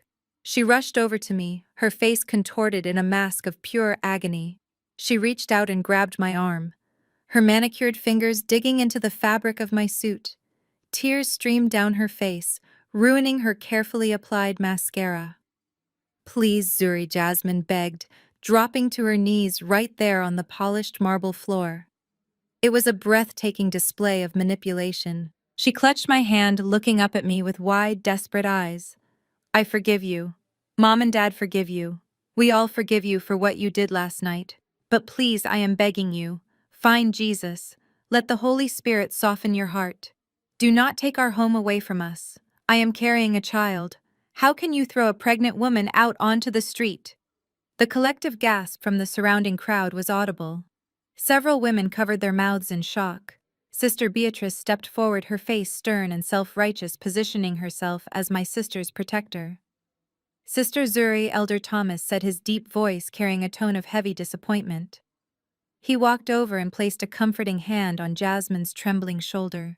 "We have all heard what is happening. The Lord calls us to be peacemakers. Your family loves you. Do not let the sin of pride and greed harden your heart against your own flesh and blood. Hand over the property and let us pray together for healing." My mother Vivian was standing just a few feet away, dabbing her eyes with a lace handkerchief. My father stood stoically beside her, playing the role of the heartbroken patriarch. Preston was hovering near the back of the circle, looking incredibly anxious. He wanted the social pressure to break me, but he was terrified of what I might say. I looked down at Jasmine, who was still kneeling at my feet, clutching my hand. I did not yank my hand away. I did not raise my voice. I did not exhibit a single ounce of the angry black woman stereotype they were all desperately hoping I would validate. I gently but firmly pried her fingers off my arm. I took a half step back, creating a clear physical boundary between us. "Jasmine, you can stand up now," I said, my voice projecting clearly and calmly across the silent lobby. "The performance is over." Jasmine let out a loud sob, burying her face in her hands. Sister Beatrice glared at me. "Have you no shame?" Beatrice hissed. "Your sister is on her knees begging for mercy and you mock her. You are a disgrace to this congregation." I turned my gaze away from my sister and looked directly at Sister Beatrice, then to Elder Thomas. I looked at the faces of the people who had judged me without ever asking for my side of the story. "I have absolutely no shame," I replied, my tone perfectly, "even because I have done absolutely nothing wrong. My sister is not crying because I am stealing her home. She is crying because she has run out of people to manipulate." Elder Thomas frowned, his bushy eyebrows pulling together. "What are you talking about, Zuri? The deed to the family estate." "That estate belongs to me," I interrupted, cutting off the elder with polite authority. "I did not steal it.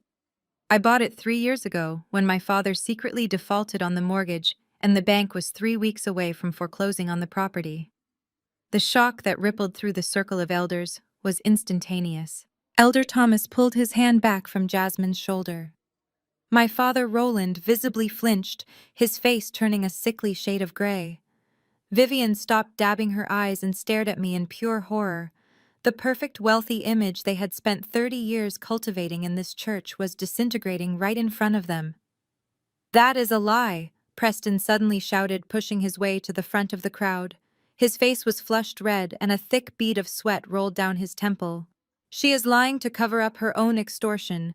Do not listen to her. She is mentally unstable."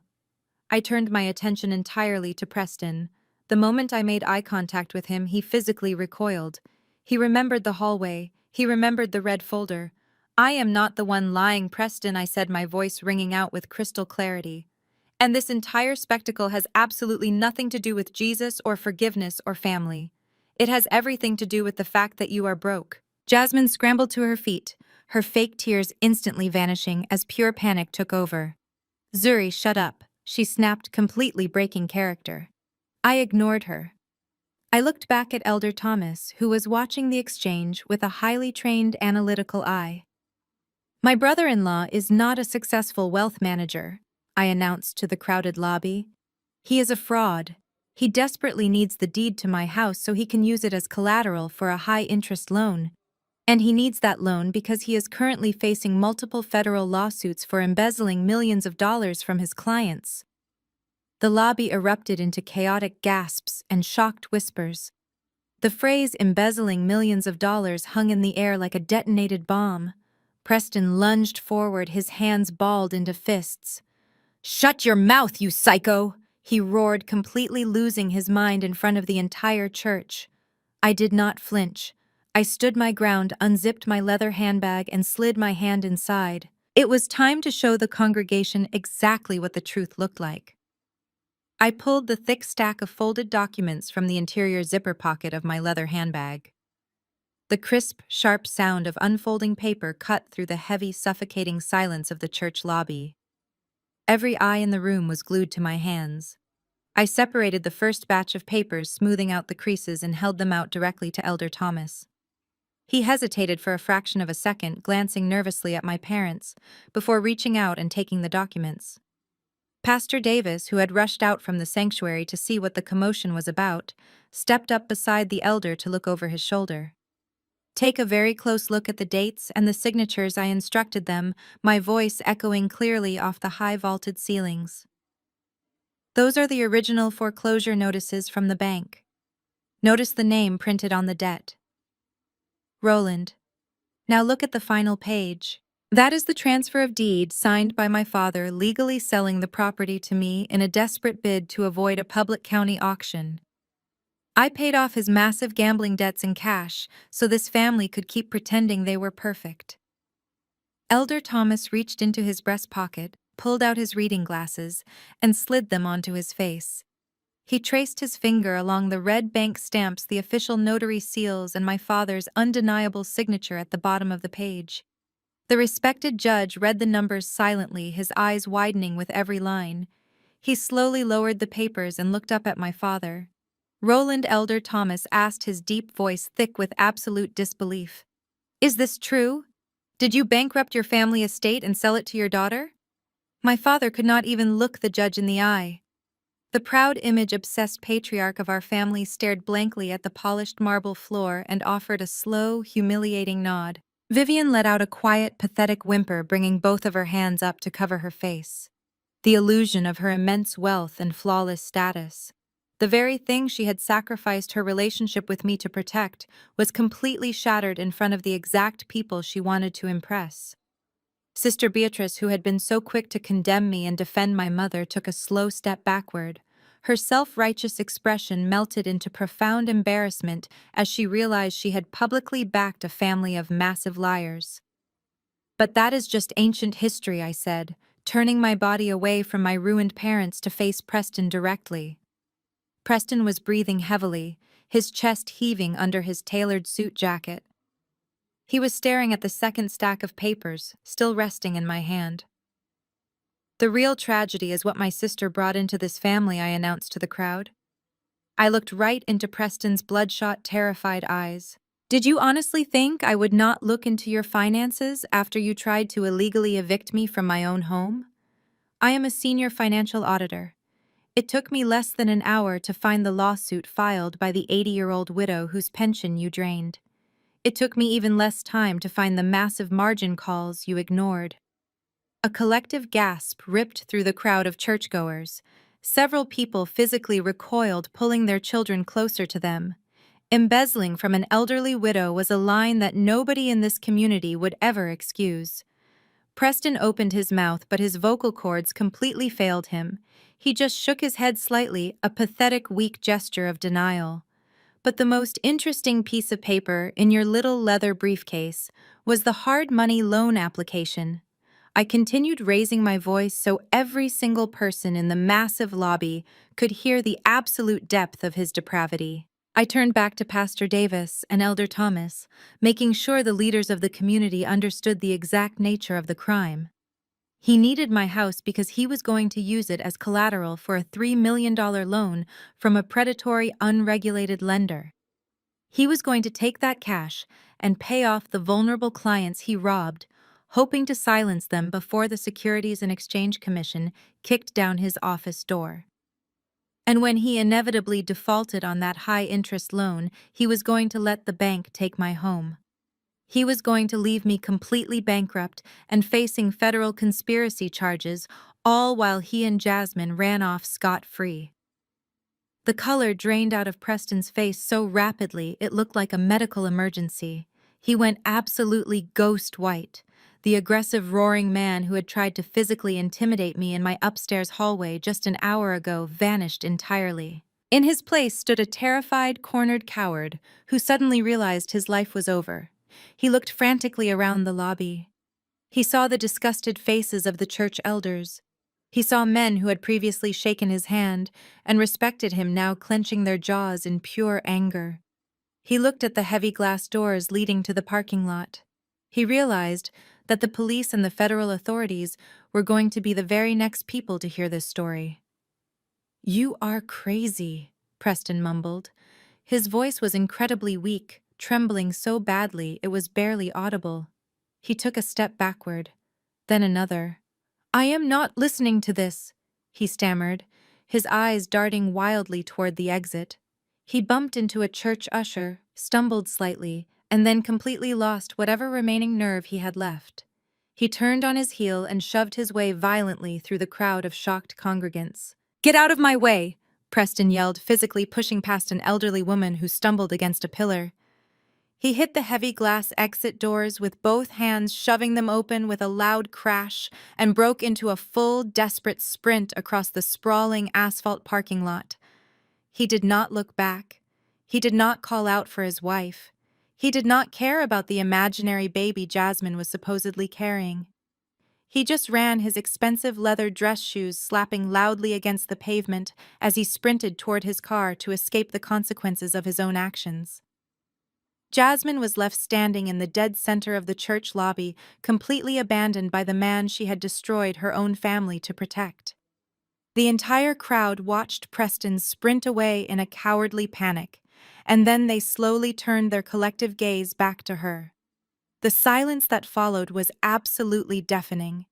Jasmine looked around at the faces of her community, her eyes wide with shock and humiliation. There was no pity left for her.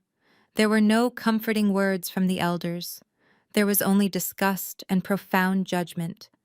Her perfect, highly curated social media life was completely dead, exposed as a hollow criminal fraud under the bright fluorescent lights of the church foyer.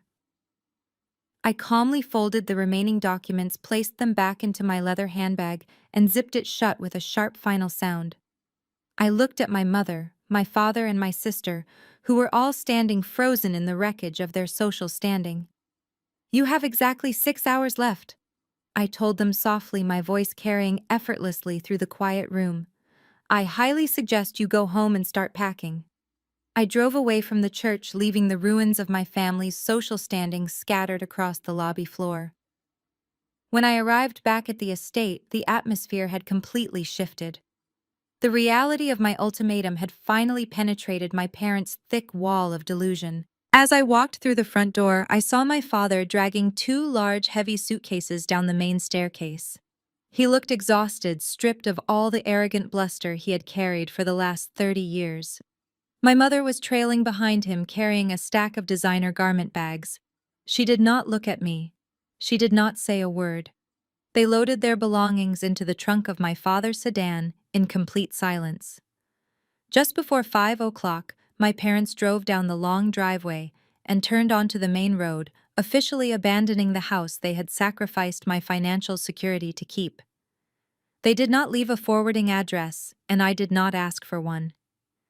At exactly 6:30, the private security team I hired arrived. A sleek black SUV pulled up to the house, and 2 massive, heavily armed security contractors stepped out. They wore tactical uniforms and carried themselves with the kind of quiet, imposing authority that instantly commands respect. I met them on the porch and handed them a printed list with the names and photographs of Preston and Jasmine. I explicitly instructed them that if my sister or my brother-in-law attempted to enter the property after 7 o'clock, they were to be considered hostile trespassers. 15 minutes later, the locksmith arrived in a branded work van. He immediately got to work drilling out the old brass deadbolts on the front and back doors and installing heavy-duty, high-security electronic locks. I stood in the foyer watching the brass shavings fall onto the hardwood floor, feeling the absolute finality of what I was doing. For 10 years, this house had been a physical prison of obligation. Now it was finally becoming my sanctuary. The grandfather clock in the hallway chimed 7 times. The 24-hour eviction deadline had officially expired. The locksmith packed up his tools, handed me the new set of master keys, and drove away. The 2 security guards took their positions, one standing firmly on the expansive front porch, and the other patrolling the perimeter near the backyard patio. I walked into the kitchen, poured myself a glass of sparkling water, and waited. I knew Preston was not going to let this go easily. A man facing federal prison does not just walk away from a $3 million lifeline. At exactly 7:15, the sharp squeal of tires tore through the quiet evening air. I walked to the front window and pulled back the heavy velvet curtain. Jasmine's Mercedes SUV aggressively pulled into the circular driveway, parking at a harsh angle that tore up a patch of the manicured lawn. Preston threw his door open and marched toward the house. Jasmine scrambled out of the passenger side, clutching her designer purse, her face tight with anxiety. But they were not alone. A second car, a faded gray sedan that looked like it had not been washed in months, pulled up right behind them. A man stepped out. He was wearing a cheap, ill-fitting suit and carrying a scuffed leather briefcase. He had slicked back hair and the kind of frantic, aggressive energy you usually see on late-night television commercials for discount defense attorneys. Preston had clearly spent the last 6 hours desperately scrambling to find any lawyer willing to take his case on a Sunday afternoon. The 3 of them marched up the brick walkway toward the front door. The massive security guard standing on the porch immediately stepped forward, blocking their path and resting his hand casually on his utility belt. "This is private property." The guard stated, his voice a deep, unyielding rumble. "You need to step back." Preston did not step back. He puffed out his chest, trying to project authority, but he looked completely ridiculous standing in front of the armed professional. "We are not leaving, Preston," shouted, pointing a finger at the heavy wooden door. "Tell the homeowner to come out here right now. We have legal documents." I watched the exchange from the window. I set my glass of water down on the console table and walked to the front door. I did not open it. I simply stood in the foyer, looking through the rectangular glass panels built into the center of the heavy wood. Preston saw me standing there. A smug, victorious smirk spread across his face, completely erasing the terrified coward I had exposed at the church. He gestured aggressively to the cheap lawyer standing beside him. The lawyer stepped past the security guard, ignoring the verbal warning, and slapped a piece of paper directly against the glass of my front door. "Read it and weep, Zuri." Preston yelled through the glass, his voice muffled but entirely audible. "You thought you outsmarted us with that deed, but you forgot one massive detail." I leaned closer to the glass, looking at the document the lawyer was pressing against the pane. It was a power of attorney form. "That is a durable power of attorney," Preston shouted, his smirk widening into a full, arrogant grin. "Your father signed it over to me 5 years ago when his health first started declining. It gives me total, unyielding control over his finances, his assets, and his real estate, which means your little property transfer 3 years ago is entirely fraudulent and legally void. He did not have the legal capacity to sell you this house without my explicit written consent." Jasmine stepped up beside him, a triumphant look flashing in her eyes. "You are done, Zuri," she yelled through the glass. "You cannot kick us out. We own this house. Open the door right now before we have our lawyer call the police on your guards." Preston crossed his arms, standing tall on the porch. He genuinely thought he had won. He thought he had found the perfect legal loophole to invalidate my ownership, trap me in a lengthy court battle, and force me to let them stay in the house while the court sorted it out. He was relying on the fact that the average person is terrified of complex legal threats. I looked at the piece of paper pressed against the glass. Even through the pain, I could see that the document looked entirely suspicious. The notary stamp looked faded, and the signature claiming to be my father's lacked his usual sharp cursive loop. It was exactly what I expected from a desperate man facing federal charges. It was a complete sloppy forgery. The security guard looked at me through the glass, raising an eyebrow, silently asking for permission to physically remove them from the porch. I did not nod. I did not call the police. I did not argue with Preston through the heavy wooden door. Instead, I reached out, unlocked the brand new deadbolt, and pulled the front door wide open. Preston almost lost his balance as the door swung inward. He caught himself, his arrogant grin returning in full force. He thought my opening the door was a sign of total surrender. He thought I was backing down. "Step inside, Preston," I said, my voice perfectly calm and dangerously polite. "Bring your wife and bring your attorney." Preston adjusted his jacket, looking at the security guards with a sneer of absolute superiority. He stepped over the threshold, walking into my foyer like he was a conquering king returning to his castle. Jasmine followed right behind him, her chin tilted up in defiance, walking past me without saying a word. The shady attorney trailed behind them, clutching his scuffed briefcase. "Close the door," I told the security guard. The heavy wooden door clicked shut, locking us inside. "You finally realized you lost," Preston said, turning to face me in the foyer. "It is about time. Now tell your hired muscle to pack up and leave. I am going to need your keys, and I expect you to have your bags packed by morning." "I am not packing anything," I replied smoothly. "I just prefer to handle matters of fraud in the comfort of my own dining room." I gestured down the hallway toward the formal dining room, the exact same room where they had handed me the fake eviction notice, just 24 hours prior. "Follow me," I instructed them. "Let us take a closer look at this magical document of yours." Preston scoffed, shaking his head. "You can look at it all you want. It is legally binding. You are just delaying the inevitable." He confidently marched down the hallway toward the dining room, eager to rub his supposed victory in my face. Jasmine walked beside him, clutching his arm, completely unaware that they were walking straight into an ambush. They turned the corner and stepped into the dining room. Preston opened his mouth to make another condescending remark, but the words completely died in his throat. He stopped dead in his tracks, his arrogant smirk instantly evaporating into thin air. Sitting at the head of the mahogany table, calmly drinking a cup of coffee and reviewing a thick stack of legal briefs, was not a terrified homeowner. It was my own lawyer. And unlike Preston's discount attorney, the man sitting in my dining room was a senior partner at the most ruthless, high-powered corporate litigation firm in the city. "Good evening," my lawyer said, looking up from his papers with a cold, clinical smile. "Please have a seat. We have a lot to discuss." Preston froze, his eyes darting between me and the impeccably dressed man sitting calmly at the head of my mahogany table. My attorney Sterling was a senior partner at one of Atlanta's most formidable corporate litigation firms. He did not handle petty family squabbles or basic real estate disputes. He handled high-stakes corporate fraud, and he radiated the kind of quiet, lethal authority that made opposing counsel sweat before he even opened his mouth.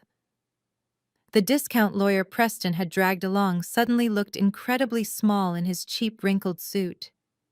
He cleared his throat desperately, trying to muster some authority, and stepped forward to slide the power of attorney document across the polished wood. Sterling did not stand up. He did not offer them a seat. He casually picked up the piece of paper by the very edge, as if it were contaminated waste. He pulled a silver fountain pen from his breast pocket and used the cap to point at various sections of the document without actually touching the ink.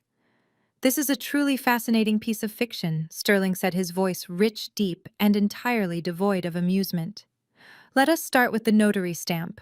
You are claiming Roland signed this document in Fulton County 5 years ago. However, the notary commission number listed here expired 7 years ago. Furthermore, the signature itself is an incredibly clumsy forgery.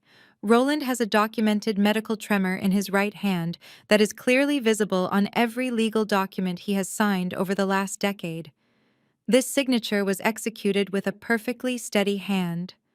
Most likely yours, Preston. Preston swallowed hard, the arrogant smirk completely melting off his face. He opened his mouth to argue, but Sterling cut him off with a sharp look. Before you speak, I need to remind your counsel of his ethical obligations, Sterling said, shifting his piercing gaze to the shady attorney who was already beginning to perspire. Presenting a forged legal document in an attempt to unlawfully seize real estate is a felony in this state. If you do not take this piece of paper off my table and walk out that front door right now, I will personally see to it that you are disbarred by Friday afternoon. The cheap lawyer did not hesitate for a single second. He snatched the forged document off the table, shoved it haphazardly into his scuffed briefcase, and practically sprinted out of the dining room without saying a word to his client. We heard the heavy front door open and slam shut a few moments later. Preston was left completely exposed. He was standing in my dining room, without legal representation, without a valid claim to my property, and without a single shred of his manufactured confidence. Jasmine stood beside him, her eyes wide with a mixture of confusion and rising panic. Preston, what is he talking about? Jasmine asked, her voice trembling, as she looked at her husband. Tell him he is wrong.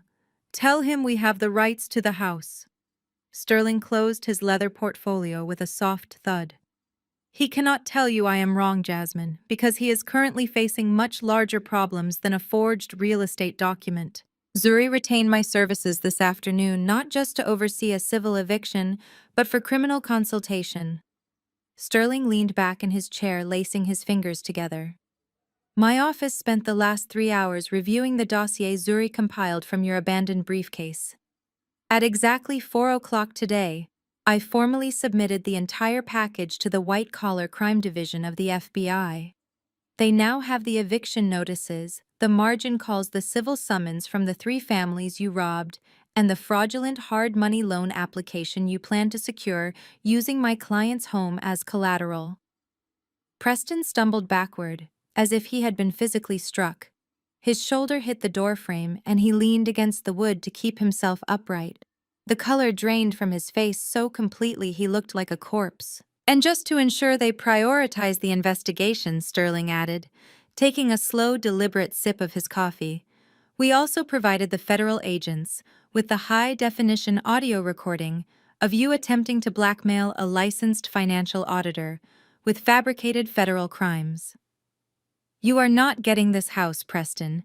You are getting a federal indictment. The absolute silence that followed Sterling's words was deafening. The illusion was completely shattered. There were no more legal loopholes to exploit. There were no more manipulative lies to spin.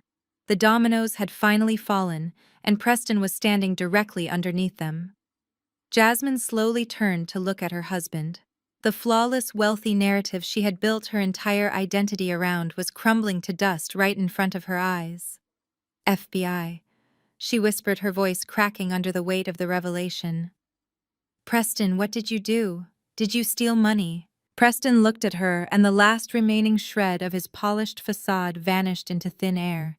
He did not apologize. He did not try to comfort his weeping wife. He completely snapped. The sheer suffocating terror of his impending prison sentence morphed instantly into violent, venomous rage, and he aimed all of it directly at Jasmine. What did I do? Preston roared, the sound echoing violently off the dining room walls. I did what I had to do to keep you happy. You think those designer bags just magically appear. You think our trips to Dubai and Aspen pay for themselves. You maxed out every single credit card we had in the first 2 years of our marriage just so you could look like a celebrity on the internet. He stepped toward her, his face twisted in pure, unadulterated hatred. You drained my accounts, Jasmine. Every time I told you we needed to cut back, every time I said we could not afford your lifestyle, you threw a massive tantrum. You threatened to leave me. You told me a real man would provide the luxury you deserved, so I provided it. I took the money from my clients because you absolutely refused to stop spending.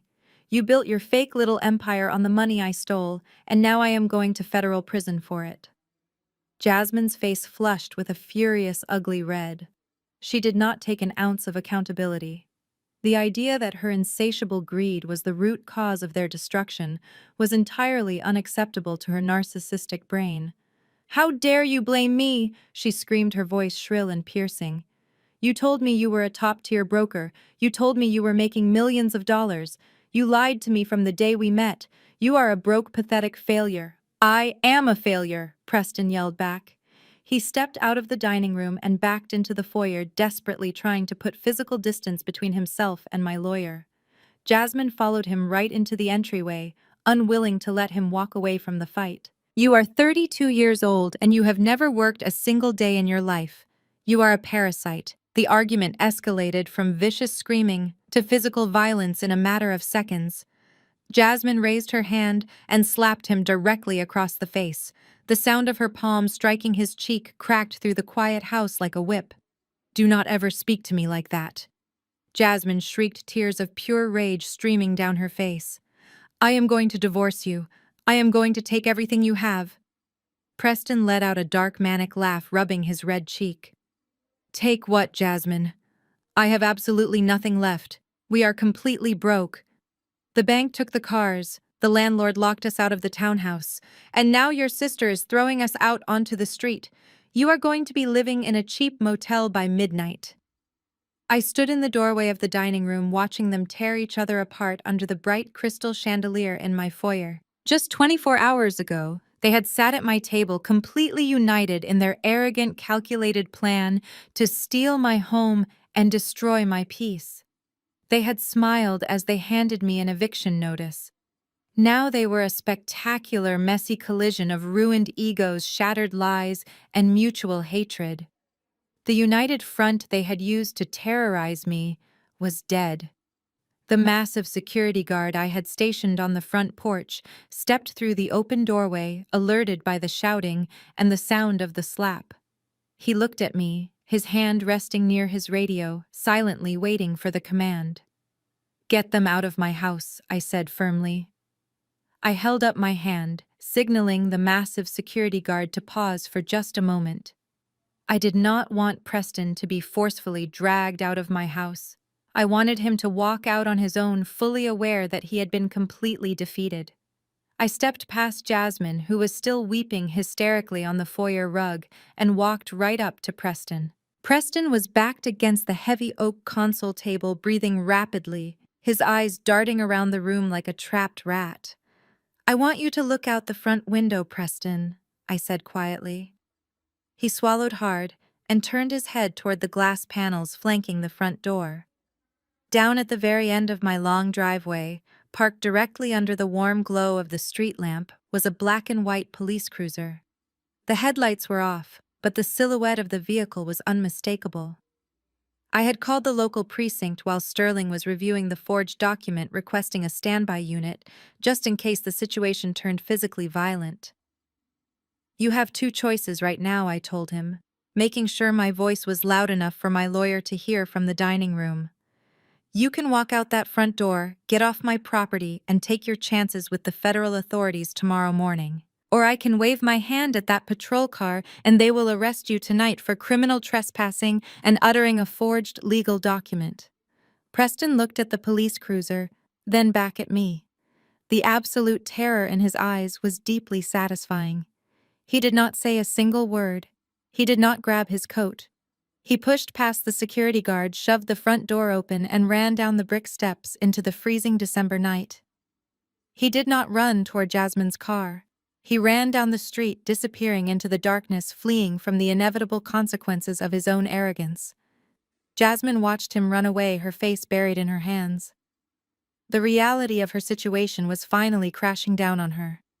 She had no husband to protect her, no money to fund her delusions, and absolutely nowhere to go. Before I could even address my sister, the front door swung open again. My parents, Roland and Vivian, slowly stepped into the foyer. They had never actually left the neighborhood.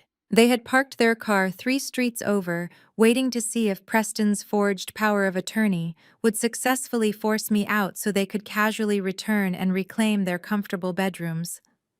But from their vantage point, they had just watched Preston sprint away like a fugitive. They took one look at Jasmine sobbing on the floor and my high-powered attorney stepping out of the dining room, and they immediately realized they had bet their entire future on the wrong horse. Zuri. My mother started, her voice shaking as she attempted to completely rewrite history in real time. We had no idea he was going to try and forge a document. We just drove back because we were so worried about you. Preston manipulated us. He lied to us. My father nodded enthusiastically, stepping forward with his hands raised in a gesture of surrender. He tricked us, Zuri. You know how much we love you. We are family. We can get through this together. Just let us stay tonight and we will figure everything out in the morning. Jasmine needs her family right now. I looked at the three of them.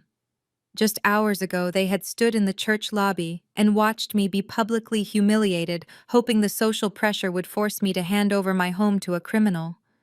Now, with their golden child exposed and their fake empire in ruins, they wanted to play the loving family card. I walked over to the console table, picked up my leather wallet, and pulled out 2 plastic hotel key cards. I tossed them onto the polished wood. They landed with a sharp clatter. I paid for 1 week at the Marriott downtown. I said, my voice completely devoid of any sympathy. I put the reservation under your name, Dad. That gives you exactly 7 days to find an apartment. After that, you are all on your own. Jasmine looked up at me, her mascara completely ruined. You are kicking us out on Christmas weekend, she sobbed, trying to play the victim one last time. No, I replied smoothly. I am evicting a group of hostile tenants who tried to steal my property. Take the keys and get out of my house. The security guard stepped forward, towering over my father. You heard the homeowner, the guard rumbled. Time to go. My father looked at the key cards, then at the armed guard. He silently picked the plastic cards off the table. He grabbed Jasmine by the arm, hauling her to her feet. My mother wrapped her shawl tightly around her shoulders, refusing to meet my gaze. The three of them walked out the front door, dragging their shattered egos into the cold night air. The heavy door clicked shut behind them and the deadbolt locked automatically. For the first time in 10 years, the house was completely silent, and it finally belonged entirely to me. 1 year later, the loud, joyful sound of classic soul music filled the exact same foyer. I was walking down the staircase wearing a stunning red silk dress, feeling lighter and happier than I ever thought possible. The house was completely unrecognizable. I had spent the last 12 months stripping away every single trace of my parents' pretentious, stuffy decor. The dark, depressing mahogany furniture and heavy velvet drapes were gone. I had knocked down the kitchen walls, creating the bright, modern, open-concept space that Jasmine had wanted, but I did it with my own money and my own vision. The walls were painted in warm, inviting tones, and the house smelled like roasted garlic, fresh herbs, and genuine joy. I walked into the kitchen where my partner Julian was standing at the massive quartz island. Julian was a brilliant architect I had met a few months after the eviction. He was kind, incredibly supportive, and most importantly, he loved me for exactly who I was, not for what I could provide. He was laughing warmly as he carved the Christmas turkey, surrounded by the incredible group of people I had invited to share the holiday. My mentor from the accounting firm, Elise, was pouring wine at the dining table. My closest friends from college were gathered around the fireplace, sharing stories and eating appetizers. There was no tension in the air. There was no walking on eggshells, no pretending to be someone else, and no fear of saying the wrong thing. I had completely replaced the toxic bloodline I was born into with a chosen family built on mutual respect, love, and authentic connection. I stood in the doorway of the kitchen for a moment, simply absorbing the beautiful scene. The trauma of the past was still there, a scar that I would carry for the rest of my life, but it no longer defined me. I had cut the infection out of my life, and the wound had finally healed. Julian looked up from the turkey. caught my eye and offered me a smile so full of genuine love that it brought a happy tear to my eye. Later that evening, after the plates were cleared and the dessert was served, Julian stood up and raised his glass of champagne. To Zuri, he said, his voice ringing clearly over the soft background music. To the strongest, most brilliant woman I know, you built this beautiful home, you built an incredible life, and you brought all of us together. We love you. The room erupted into cheers and raised glasses. I smiled, taking a sip of the crisp champagne. It was the perfect moment to reflect on just how much had changed since the last time I sat at this dining table on Christmas. My high-powered attorney had been completely true to his word. The FBI moved swiftly after receiving my dossier. Preston was indicted on multiple counts of wire fraud and embezzlement. Because the evidence I provided was so overwhelmingly absolute, his public defender forced him to take a plea deal. Preston is currently sitting in a federal penitentiary serving a 5-year sentence. Jasmine did not get the luxury of playing the wealthy housewife anymore. Without Preston's stolen money and without my financial safety net, reality hit her like a freight train. She was forced to sell her designer bags and her leased Mercedes just to pay off her immediate debts. She now works a minimum wage retail job at a local mall, forced to ring up the very same luxury clothes she used to brag about on social media. She lives in a cramped 2-bedroom apartment on the outskirts of the city with my parents. Roland and Vivian have completely vanished from the affluent social circles they used to dominate. They can no longer afford their country club dues, and the massive scandal at the church made them social pariahs. They spend their days trapped in that tiny apartment with a bitter, angry daughter constantly arguing about money. They got exactly the life they deserved. I excused myself from the table, grabbed my glass of wine, and stepped out onto the expansive back porch. The December air was freezing, but I barely felt it. I looked out over the perfectly manicured lawn, the frosted trees shimmering under the moonlight. For the first 35 years of my life, I believed that family was an unbreakable bond. I believed that because we shared the same blood, I was obligated to set myself on fire just to keep them warm. I thought my worth was tied to how well I could clean up their messes and protect their secrets. But standing on that porch, looking at the property that was legally and morally mine, I realized the ultimate truth. Blood does not demand loyalty when it comes packaged with disrespect.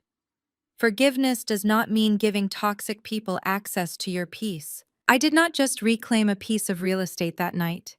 I reclaimed my self-worth. I reclaimed my future. I reclaimed my crown, and I promised myself I would never let anyone try to take it from me, ever again. If you have ever had to draw a hard line with toxic family members, if you have ever had to choose your own peace over keeping up appearances, I want you to drop a heart in the comments below. Let me know you are watching and let me know you survived. Please hit that like button, subscribe to the channel, and share this story with anyone who needs a reminder that it is perfectly okay to walk away from people who only love what they can use. Thank you so much for listening to my journey. Remember, you hold the pen to your own life story. Do not ever let anyone else write your ending.